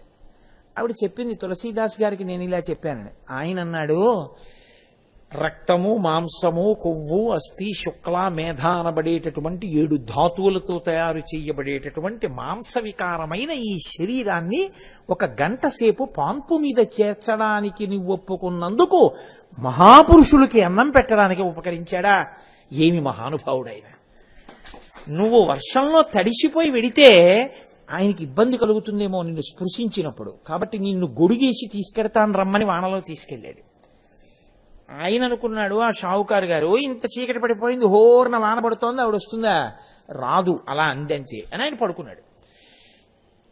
తులసీదాస్ గారు వెళ్ళి తలుపు కొట్టారు. షావుకారు గారు తలుపు తీశాడు. ఎదురుగుండా లోయి కనపడింది. ఇంత వర్షంలో ఎలా వచ్చావు అని అడిగాడు ఆయన. నా భర్త తీసుకొచ్చారండి. ఇంకా తెల్లబోయాడు. నీ భర్త తీసుకొచ్చాడా అన్నాడు. అంటే 7 ధాతువులతో చేయబడిన ఈ శరీరాన్ని 1 గంట సేపు ఇంకొక శరీరం పక్కన చేర్చినందుకు 10 మంది మహానుభావులకు అన్నం పెట్టే యోగ్యతనిచ్చాడే, మాట తప్పకన్నాడు నా భర్త అంది. ఆయన బయటికి చూశాడు. రామనామ జపం చేసుకుంటూ కూర్చునున్నారు తులసీదాస్ గారు. అంతే.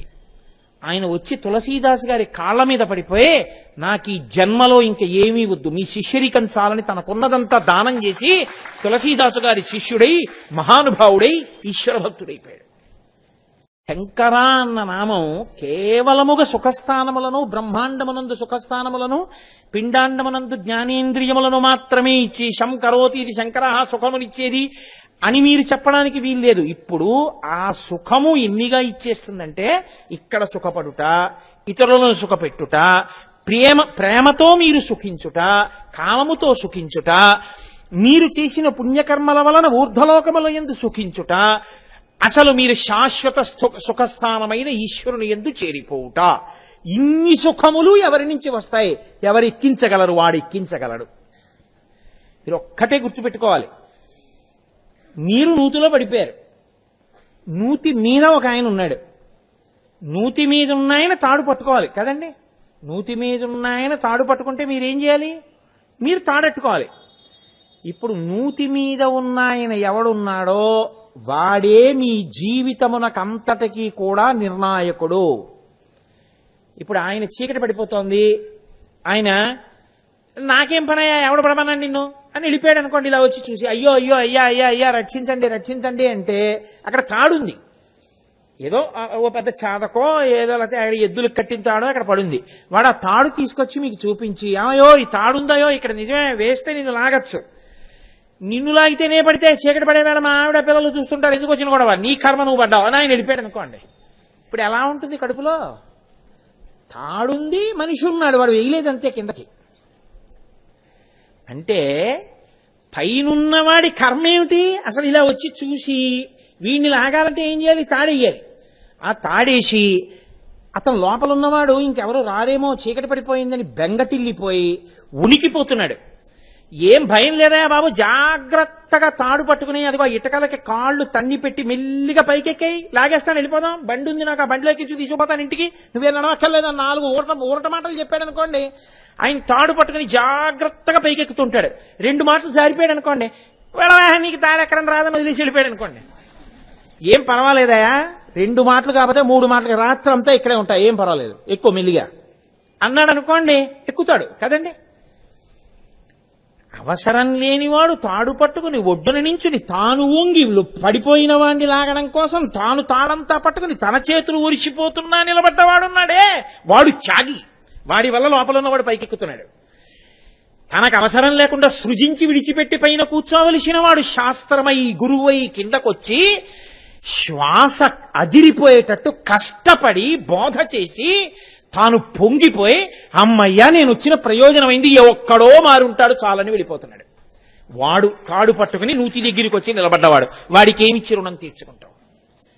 ఇచ్చి రుణం తీర్చుకోవడానికి వాడు నువ్వు ఇస్తావని నీ కోసం వచ్చినవాడు కాడు, నువ్వు పైకెక్కితే చాలని వచ్చినవాడు.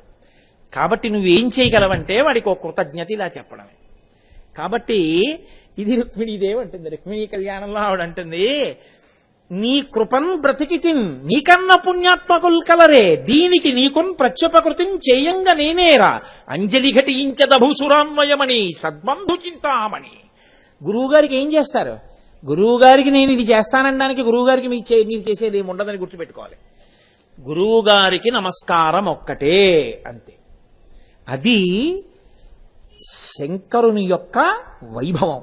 అందుకని ఆయన గురువుగా లోకంలో తిరుగుతాడు, శాస్త్రముగా తిరుగుతాడు, వేదముగా తిరుగుతాడు. సరే, ఇంకా నేను ఆ శంకర అన్న నామాన్ని పట్టుకుని అలా ముందుకు వెడితే ఎంతసేపు వెడితే మాత్రం దానికి అవధి ఉంటుందండి? దానికి అవధి ఉండదు. ఇప్పటికి 2వ రోజు ప్రస్తావన చేశాను నేను మళ్ళీ. ఏంటే అయ్యో నేను ఇది చెప్పకపోతే ద్రోహం అయిపోతుంది, ఏదో ఎక్కడో ఆపుతాను అలా అనుకుంటాను అంతే, అదో వెర్రి. కాబట్టి ఏదో 4 మాటలు మళ్ళీ చెప్పాలనిపించి మళ్ళీ శంకరాలోకి వచ్చాను. కాబట్టి ఆ శంకరుడు, మీరు ఒకటి ఆలోచించండి, దండ కథ కడుతున్నాను ప్రతిరోజు, కృపానిధి. అందుకని కదా నూతి దగ్గరికి వచ్చాడు ఆయన.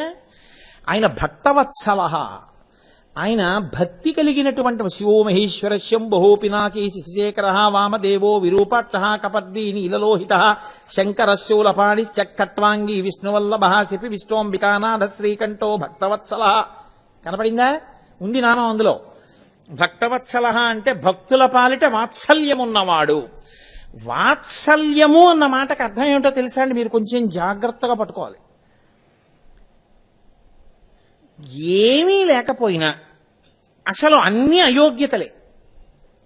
వెతికి వెతికి ఎక్కడో ఒక చిన్న యోగ్యతని పట్టుకుని ఆ యోగ్యతని అడ్డుపెట్టి తనలోకి తీసుకోవడం. అంటే ఇంకా అసలు మీరు దాన్ని లెక్క పట్టడం అనేటటువంటిది మీరు చెయ్యలేరు. ఆ ప్రేమని అంత స్థితిని పొందితే దాన్ని వాత్సల్యము అంటారు. అందుకే వాత్సల్యము అన్న మాట ఎవరి ముందు ఉపయోగిస్తారో తెలుసా అండి? శిష్య వాత్సల్యము ఒక్క గురువు గారికి ఉంటుంది అది. రెండు, గోవత్సము ఆవుకుంటుంది అది. కోట్ల కోట్ల కోట్ల కోట్ల ఆస్తుంది.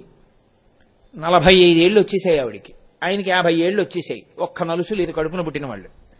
మమ్మల్ని దత్తత చేసుకోమని ఆవిడ వైపు వాళ్ళు, మమ్మల్ని దత్తత చేసుకోమని ఈయన వైపు వాళ్ళు. పెద్ద పెద్ద యుద్ధాలు, ఆస్తి కలిసి వస్తుందని. వీళ్ళ మీద ప్రేమతో కాదు. ఇటువంటప్పుడు అకస్మాత్తుగా ఆవిడ గర్భిణి అయింది. ఈశ్వరానుగ్రహం. కొడుకు పుడతాడో కూతురు పుడుతుందో, అసలు పుట్టనటువంటిది పుట్టారుగా అని సంతోషించింది. కొడుకు కొడుకు అన్నారు డాక్టర్ గారు. ఎంత సంతోషం! ఇలా చూసుకుంది. అసలు బంగారు ఛాయతో మిరిసిపోతున్నాడు పిల్లవాడు, తేజోమూర్తి. మావితో ఉన్నాడు, కడుపులోంచి పైకొచ్చాడు కదూ. ఇప్పుడు ఆ తల్లి ఇంత లేక పుట్టినా, కొడుకు పుట్టినా, ఇన్ని కోట్లకి వారసుడైనా, అంత అందగాడైనా, అంత తేజోమూర్తైనా వాడి ఒంటికి ఉన్న మావిని నాలుకతో నాకి శుభ్రం చేస్తుందా? చెయ్యదు. దాదులు కడుగుతారు, మంత్రసాని కడుగుతుంది. ఒక్క ఆవు మాత్రం తన కడుపులోంచి మావితో బయటపడ్డ దూడని తన గరుకైన నాలుకతో నాకేసి శుభ్రం చేసేస్తుంది. ఎంత శుభ్రం చేస్తుందో తెలుసా అండి? ఆ నాకిన నాకుడికి దాని వెంట్రుకలు నాకిన జాడలు పడి ఇలా నిలబడతాయి, తడికి ఇలా నిలబడి ఎండిపోతాయి. అలా నాకేస్తుంది. అది కూడా డొక్కలో నాకుతోంది అనుకోండి, బాగా గట్టిగా నాకితే పడిపోతున్నాడు. లేగదూడకి ఇంకా నిలబడ్డాడు. డొక్కలో నాకేటప్పుడు అది పడిపోకుండా నాకుతుంది.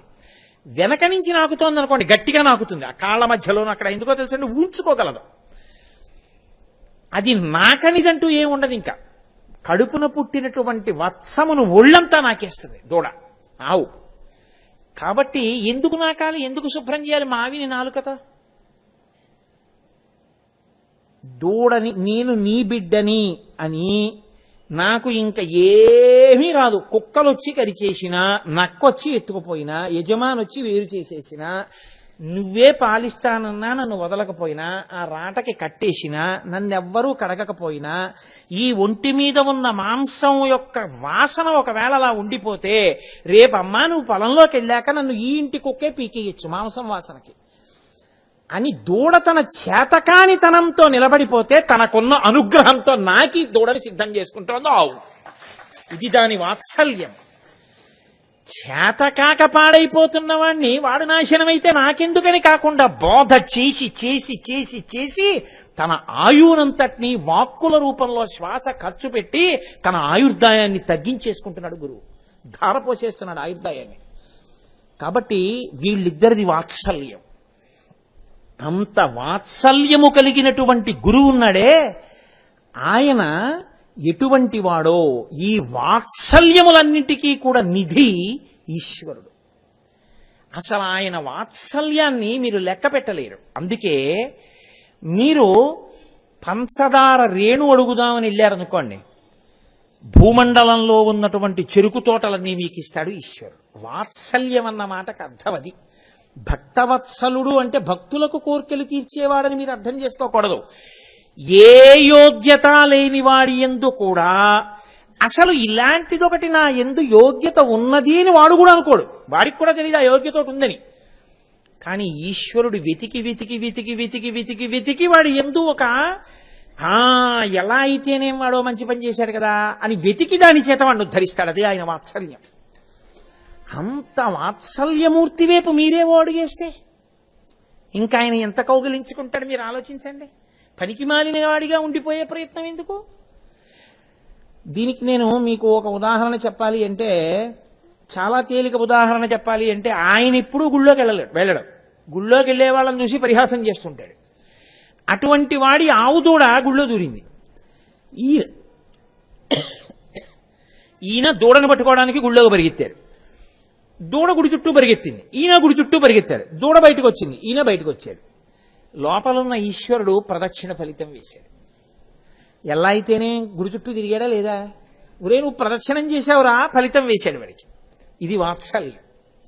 ఈ భక్తవాత్సల్యం మీకు పురాణాల్లో వెతికి చూస్తే మీ కన్నుల నీరు వస్తుంది. అబ్బా ఈశ్వరా, ఇంత ప్రేమైకమూర్తివా, నిన్ను విడిచి అందరి దగ్గర చేతులు చాపు అడుక్కుంటున్నావా మేము? ఇదా మా దుస్థితి అనిపిస్తుంది. అక్కడ భక్తి ప్రారంభం అవుతుంది. భక్తి అంటే ప్రేమేనండి. భక్తికి ప్రేమ, భక్తి ప్రేమ తప్ప ఇంకొకటేం కాదు. కాబట్టి స్కాంద పురాణంలో ఒక చోట ఒక అధ్యాయం ఉంది. నేను ఎప్పుడో చదివింది, ఏదో స్ఫురణకి వచ్చిన విషయాన్ని మీ దగ్గర మనవి చేస్తున్నాను. ఇంద్రసేనుడు అని ఒక రాజు, ఆయన జీవితంలో ఎప్పుడూ రెండే మాటలు మాట్లాడేవాడు. ఒకవేళ ఆయన ఆ మాటలు మాట్లాడకుండా ఉన్నాడు అంటే తాగి నిద్రపోయాడని గుర్తు. ఆయన లేచున్నాడు అంటే తాగి ఈ రెండు మాటలే మాట్లాడతాడు. త్రాగి అన్నప్పుడు ఆవు పాలు కాదు, ఏది తాగితే అటువంటి మతంతో మాట్లాడతారో అది. కాబట్టి ఆయన మాట్లాడే మాటలు ఏమిట్రా అంటే రెండే రెండు, ఆహార ప్రహరస్వ, ఇవే అంటుంటాడు ఇప్పుడు. ఆహార అంటే పట్టుకురండి, ప్రహరస్వ కొట్టండి. ఆయనకి ఎవరో ఏదో చెప్తారు, ఏమండి ఈ ఊళ్ళో ఫలానా వాళ్ళ ఇంట్లో ఫలానా వస్తువు ఉంది, చాలా బాగుంటుంది అంటారు. ఆహారా తీసుకురండి అంటాడు. ఇప్పుడు ఆయన ఏమంటాడు, నేను ఇవ్వనంటాడు. ఏమండి వాడు అడ్డుపడుతున్నాడంటే వాళ్ళ బంధువులందరితో కలిసి మన మీద తిరగబడ్డాడంటే ఇవ్వట్టండి అని. ప్రహరస్వ, వాడిని తీసుకొచ్చి చావగొట్టేయండి అంటాడు. కొరనా దెబ్బలు కొట్టించేసి ఆ వస్తువు తనదిగా అనుభవించేస్తాడు. అది ఎక్కడి నుంచి ఎక్కడి వరకైనా సరే అనుభవించడం అన్నది ఆయనకి నచ్చాలంతే. కాబట్టి ఆయన జీవితంలో మాట్లాడే మాటలన్నిటినీ మీరు అక్కడ పోసి కుప్పగా లెక్క పెడితే అందులో ఎక్కువ ఆయన మాటలు మాట్లాడినవి 199 ఆహార ప్రహరస్వ. ఆయన చచ్చిపోయాడు ఒకసారి. మరి చచ్చిపోవాలి కదండి, ఎవడైనా చచ్చిపోవాలి, మంచివాడైనా చచ్చిపోవాలి, చెడ్డవాడైనా చచ్చిపోవాలి. చచ్చిపోకుండా ఎలా ఉంటారు? శరీరం పడిపోతుంది. ఇప్పుడు యమకింకరులు వచ్చారు, వచ్చి ఆయన్ని తీసుకుపోయారు. తీసుకుపోతే ఆయన యమలోకానికి వెళ్ళాడు. యమలోకానికి వెళ్ళిన తర్వాత దూతలు ఆయన్ని తీసుకెళ్లి అక్కడ పెట్టి అన్నారు, ఆ జీవుణ్ణి అయా మహాపాపాత్ముణ్ణి తీసుకొచ్చామన్నారు. యమధర్మరాజు గారి సింహాసనం మించి లేచి నిలబడి ధైక్ అన్నాడు. అంటే ఎంత తప్పు పనిచేశారా మీరు అన్నాడు. అని గబగబా మెట్లు దిగొచ్చి ఆయన కాళ్ళకి నమస్కారం చేసి, అయ్యా పొరపాటు జరిగింది మా వల్ల, తెలియక మిమ్మల్ని తీసుకొచ్చాం. మీ వంటి పుణ్యాత్ముడు లోకంలో లేడు అని ఇప్పుడే శివలోకం నుంచి మాకు కబురు వచ్చింది. అదిగో విమానం సిద్ధంగా ఉంది, మీరు శివలోకానికి వెళ్ళిపోండి అని పంపించేశాడు. ఆయన శివలోకానికి వెళ్ళేసరికి త్రినేత్రుడై త్రయంబకుడైనటువంటి పరమశివుడు సభ తీర్చి కూర్చునున్నాడు. రావో ఇంద్రసేన రా అని ఆయన ఆసనం చూపించాడు. ఏడిచిన వాడు జీవితంలో అప్పుడు ఆ జీవుడు. అదేమిటంటే నాకు తెలిసినే చేసిన పుణ్యం అన్నదేం లేదు, నేను ఎప్పుడూ ఎవరికి ఏమీ పెట్టలేదు, నా జీవితం అంతా నేను అనుభవించడమే, అది కూడా ఎంత దారుణంగానో అనుభవించా.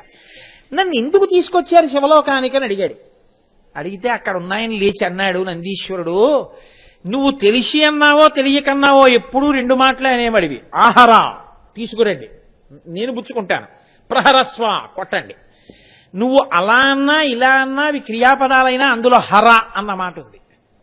హర అని నువ్వు ఆహర ప్రహరస్వ, ఆ హర హర హర హర హర హర అండంలో ఆయన నీ పాపములు హరించేశాడు.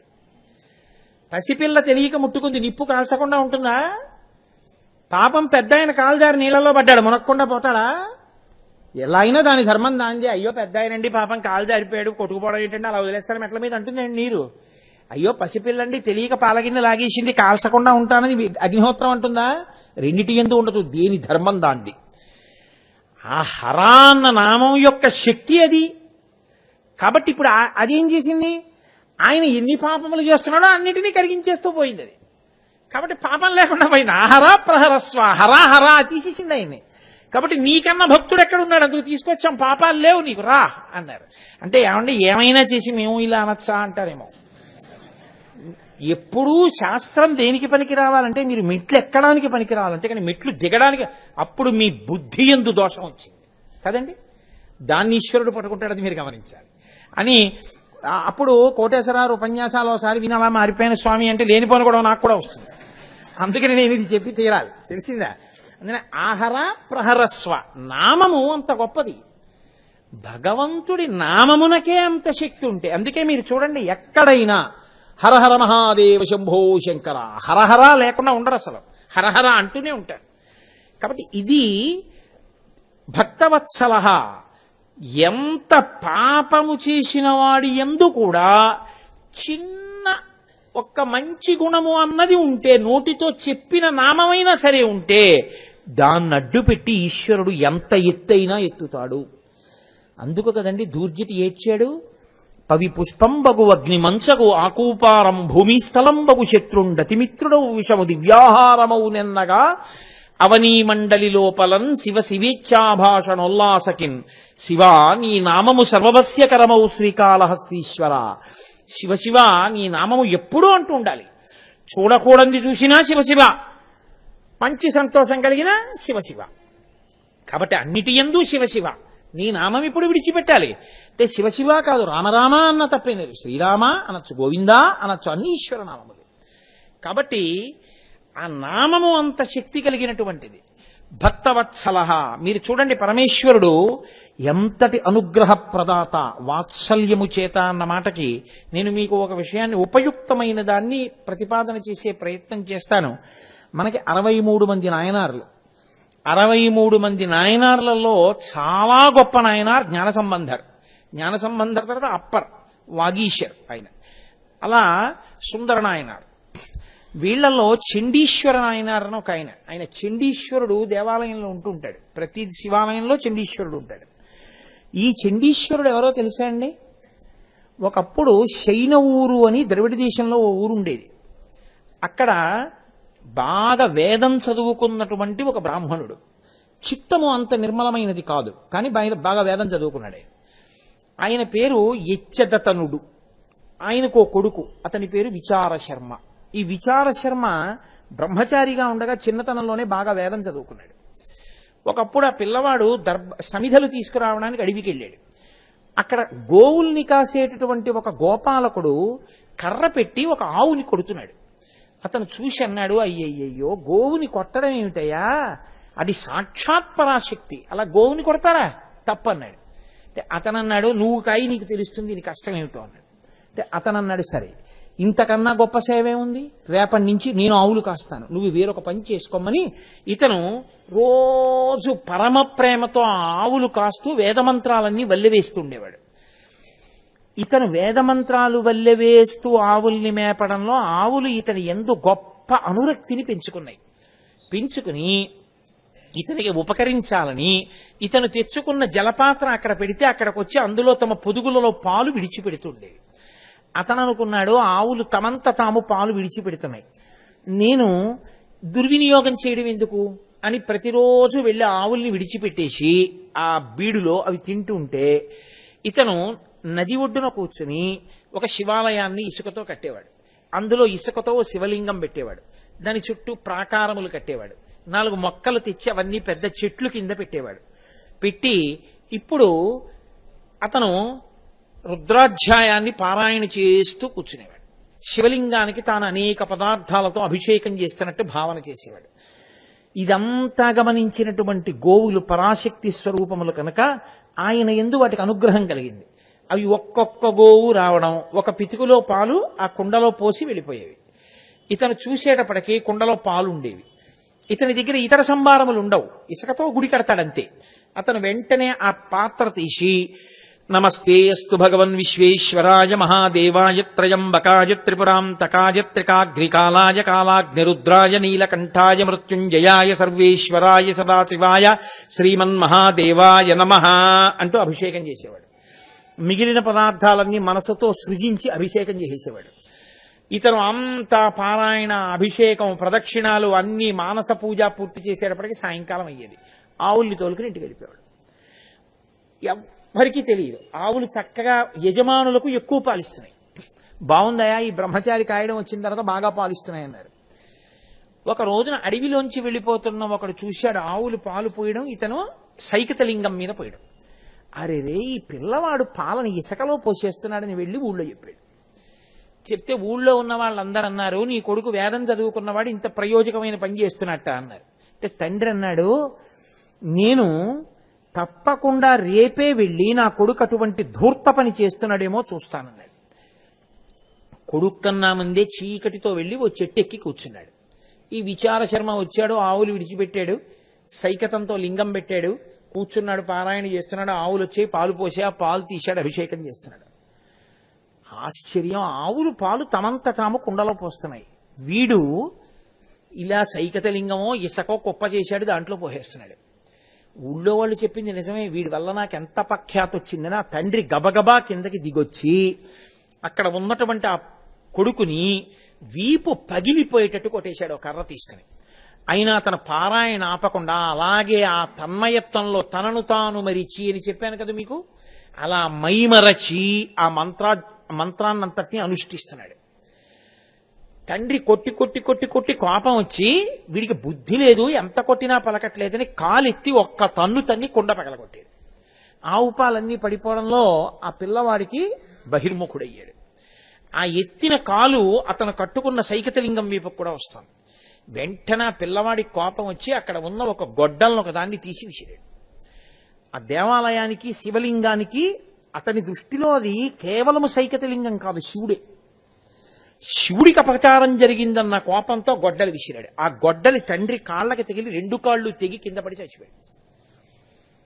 అతను ఒక్కసారి చూశాడు, తండ్రి చచ్చిపోయాడు. అతను దేనికి ఇచ్చాడంటే, ఈశ్వరా, శివాలయంలో చెప్పులతో వెళ్ళి లోపలికి వెళ్ళి నమస్కారం చేసే ప్రయత్నం చేసినా, శివాలయంలోంచి ఇంకో ఆలయంలోకి వెళ్ళడానికి మార్గం ఉన్నట్టు కనపడిందని చెప్పులతో వెళ్ళినా ఉత్తర జన్మల్లో వాళ్ళకి కాళ్ళు లేకుండా జన్మనిస్తారు. కాబట్టి ఒక్కసారి చెప్పుతో అడుగు పెడితేనే కాళ్ళు తీసేస్తారు కదా. ఈశ్వర, దేవాలయాన్ని పాలకుండని తన్నాడు. ఆ కాళ్ళు తెగిపోయాయి, కానీ ఎంత బాధపడతాడో, ఎంత అపచారం చేశాడో నా తండ్రిని శివుడి వంక చూసి ఏడుస్తున్నాడు.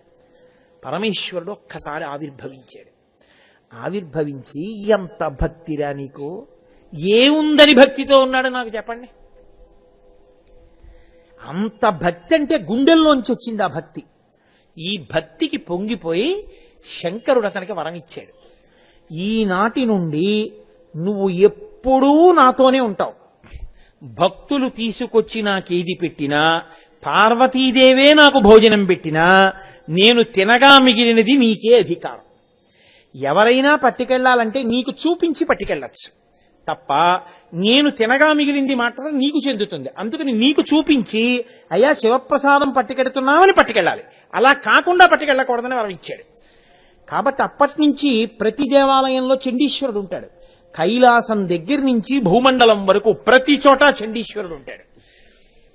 ఆయన చేసినటువంటి అభిషేకమేమి, శివుడిచ్చిన వరమేమి, ఎంత గొప్ప వరం! అంత గొప్ప వరాన్ని పొందేశాడు చండీశ్వర నాయనార్. ఇప్పటికీ పార్వతీదేవి భోజనాన్ని వడ్డిస్తే, శంకరుడు భోజనం పూర్తి చేస్తే అందులో మిగిలిన పదార్థాలు తినే అధికారం ప్రతిరోజు చండీశ్వర నాయనార్దే. మనలా మనుష్యుడిగా పుట్టి పరమశివుడి యొక్క నిర్మాల్యాన్ని ప్రతిరోజు తినే అధికారాన్ని పొందాడు. ఇది భక్తవత్సల.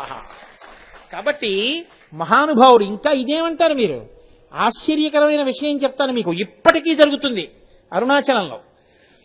వల్లాలరాజని అరుణాచల ప్రాంతాన్ని పరిపాలించేవాడైన. ఆయనకి మల్లమాదేవి, సల్లమాదేవి అని 2 భార్యలు. ఆయనకి పిల్లలు పుట్టకపోతే శివభక్తులు ఏమడిగినా ఇస్తానని ప్రతిజ్ఞ పూనాడు. పరమశివుడు పరీక్ష చేయడం కోసమని శివగణాలన్నింటినీ ఆ రాజ్యంలో ఉన్న వేశ్యలింటికి పంపించాడు. అందరు వేశ్యలు ఆ శివగణాలతో ఉండిపోయారు. పరమశివుడు బయలుదేరి రాజమందిరానికి వెళ్ళాడు. ఆయన గబగబా ఎదురొచ్చి నమస్కారం చేసి, ఎవరో మహాశివభక్తుడని చెప్పి నీకేం కావాలన్నాడు. నాకు నా దగ్గరకు ఒక వేశ్యని పంపించు, నాకు వేశ్యానాట్యం చూడాలనుంది, ఇవాళ రాత్రి నేను ఆ వేశ్యతో గడుపుతానన్నాడు. కోరాడు, ఏదైనా ఇస్తానన్నాడు. ఒక్క వేశ్య ఖాళీ లేదు. అందరు నర్తకీమణులు, అందరు వేశ్యలు ప్రమదగణాలతో ఉండిపోయారు. శివ పరీక్ష. ఆయన అన్నాడు, మాట ఇచ్చాను తప్పను, కాబట్టి నువ్వు వెళ్ళమని 2 భార్యలలో చిన్న భార్యని పంపించాడు. ఆవిడ శివుడు ఉన్న మందిరానికి వెళ్ళింది. పరమశివుడు లోపలికి వెడుతున్న ఆవిడ దగ్గరికి వెళ్ళి ఆవిడ చేతులు ఇలా పట్టుకున్నాడు. పట్టుకోగానే ఆయన పసిపిల్లాడైపోయాడు. అయిపోతే ఆవిడ ఒళ్ళో పడుకోబెట్టుకుని ఆ పిల్లవాడిని ఎత్తుకుని రాజు దగ్గరికి వెళ్ళింది. అందులో ఉన్నటువంటి దివ్య తేజోమూర్తి నేను వెళ్ళగానే నా చేతులు పట్టుకుని నాకు బిడ్డడైపోయాడు, ఇదిగో ఈ బిడ్డని తీసుకొచ్చానంది.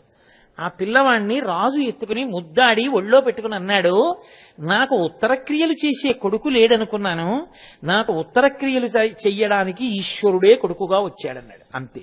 ఆ చేతిలో ఉన్న పిల్లాడు అదృశ్యమైపోయి అశరీరవాణి వినపడింది. నీకు ఉత్తరక్రియలు చెయ్యడానికి కొడుకు కావాలని కోరుకున్నావు కనుక ప్రతి సంవత్సరం నీ శరీరము పడిపోయినటువంటి తిథి నాడు నేనే స్వయంగా అరుణాచలేశ్వర దేవాలయంలోంచి ఉత్సవమూర్తి పల్లకి ఎక్కి ఊరు బయట ఉన్నటువంటి ఏటి దగ్గరికి వెళ్ళి ఆ రాజుగారికి తద్దినం పెట్టి స్నానం చేసి శివుడు అరుణాచలం గుళ్ళో కడతాడు. ఇప్పటికీ కూడా ఉత్సవాలు ఆయన. అంటే ఇది భక్తవత్సల.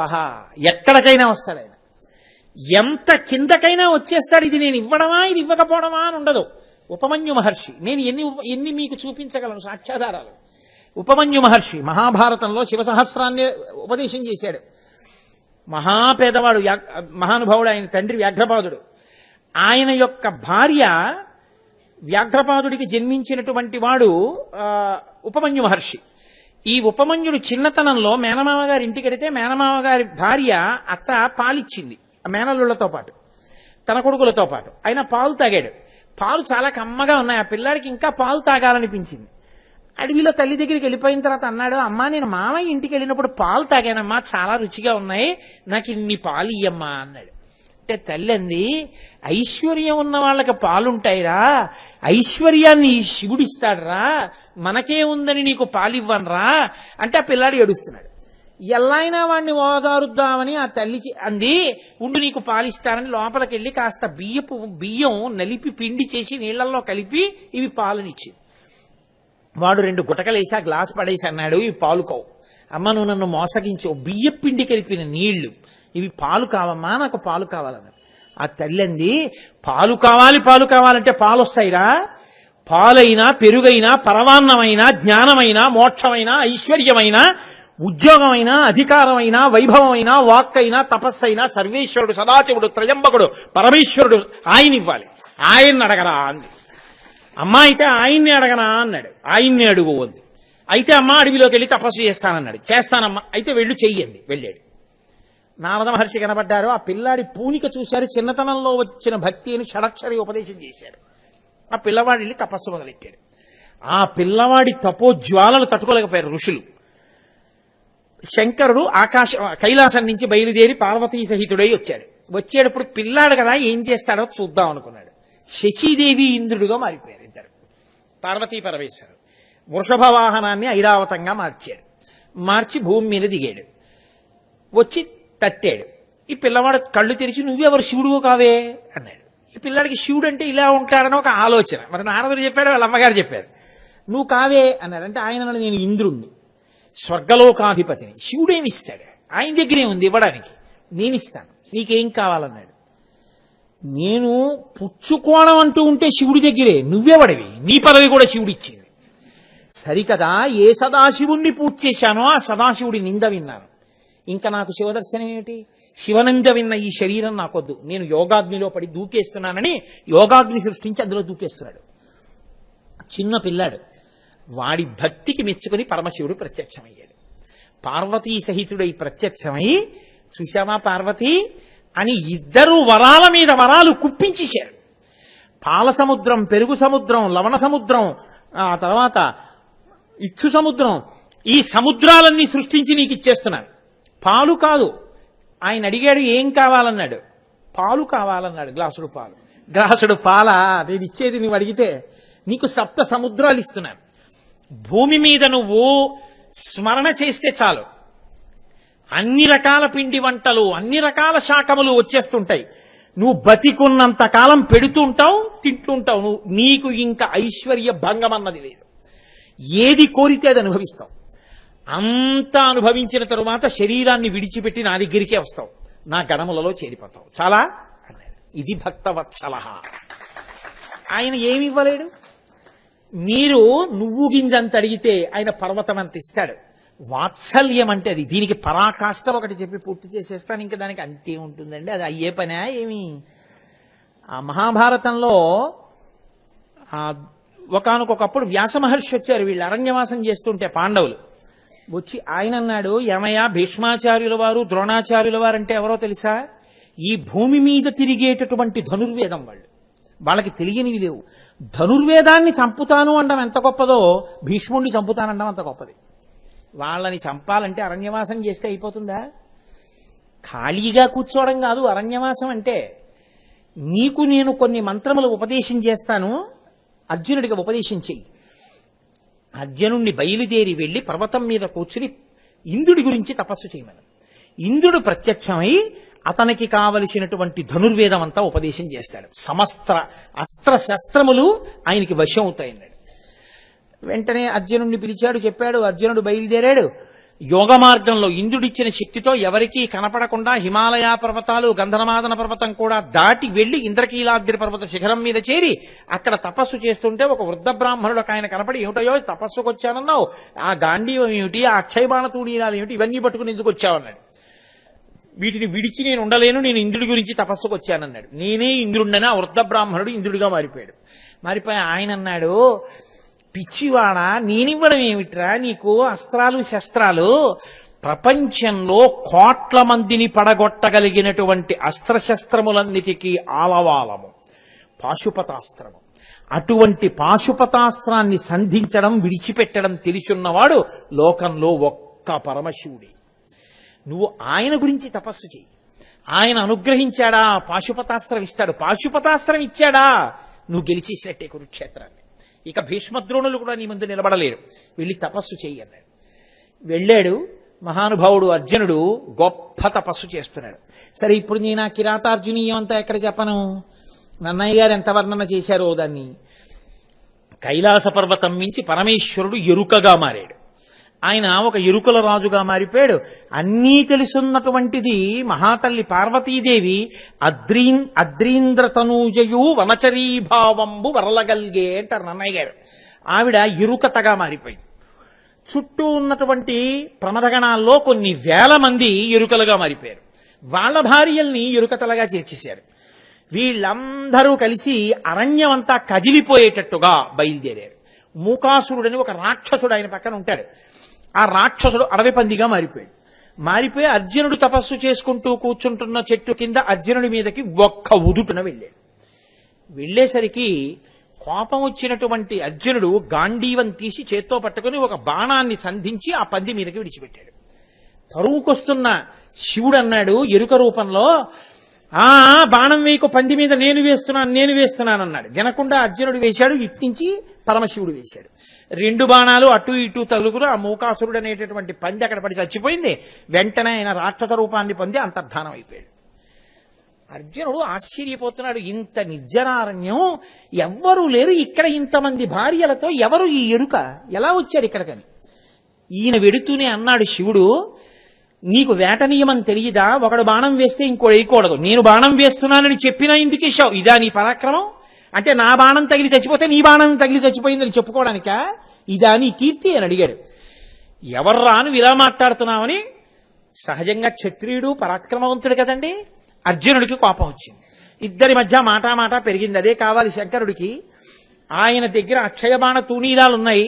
అస్త్రములు శస్త్రములు అన్నీ తీశాడు, విడిచిపెడుతున్నాడు. ఒక్కటి శంకరుడి మీద పడట్లేదు. వేసిన వాటిని వేసినట్టుగా ఖండించేస్తున్నాడు. బాణ వర్షం కురిపించాడు అర్జునుడు. ఒక్క బాణం పనిచేయలేదు. ఆశ్చర్యం ఏమిటంటే ఇలా చూస్తే బాణాలు లేవు, అక్షయ బాణ తూణీరములు ఖాళీ అయిపోయాయి. ఏమిటి విచిత్ర పరిస్థితిని కోపం వచ్చి ఆ గాంధీవం తీసుకుని పరిగెత్తుకెళ్లి గాంధీవం పెట్టి కొడదామని పరిగెత్తాడు. గాంధీవం అదృశ్యమైపోయింది. ఆఖరికి నేను ఒక ఎరుకలవాడి చేతిలోన అవమానం పాలైపోతున్నాను అని ఆ ఖడ్గాన్ని, చంద్రహాసాన్ని తీసి పరమశివుడి మీద ప్రహారం చేయబోయాడు. ఆ ఖడ్గం ఆయన శరీరంలో కలిసిపోయింది. ఈయన ఎవరో ఇక్కడ ఉన్న దేవతలలో దేవత అయి ఉంటాడు, లేకపోతే ఇలా ఎలా ప్రవర్తిస్తాడనుకున్నాడు. అంతే. కోదండంబుల నిట్టులుండరు జటాకూటీరముల్ కుక్షివక్షోదేశంబుల నంసభాగముల సక్రోధంబునన్ వేయుచున్ రోదోంతంబుల నట్టహాసముల నార్పుల్ పిక్కటిల్లంగ బాహాదర్పంబున మల్లసంగరము చెయ్యంజొచ్చిరి రుద్రార్జనులని. ఇంకా వాళ్ళిద్దరూ దెబ్బలాడుకోవడానికి ఆ బాణాలు ధనస్సు ఇవేం లేవు. వెంటనే అర్జునుడు 2 తొడలు కొట్టాడు, పరమశివుడి మీద పడ్డాడు. పరమశివుడు 2 తొడలు కొట్టాడు, అర్జునుడి మీద పడ్డాడు. ఇద్దరు కలియబడుతున్నారు. ఏమి శరీరం ఆ శరీరం! అసలు ఆయన్ని చూడడమే, ఆయన కాలికి ఉన్న బొటనవేలికున్నటువంటి గోటి కాంతి కనపడదు యోగులకు.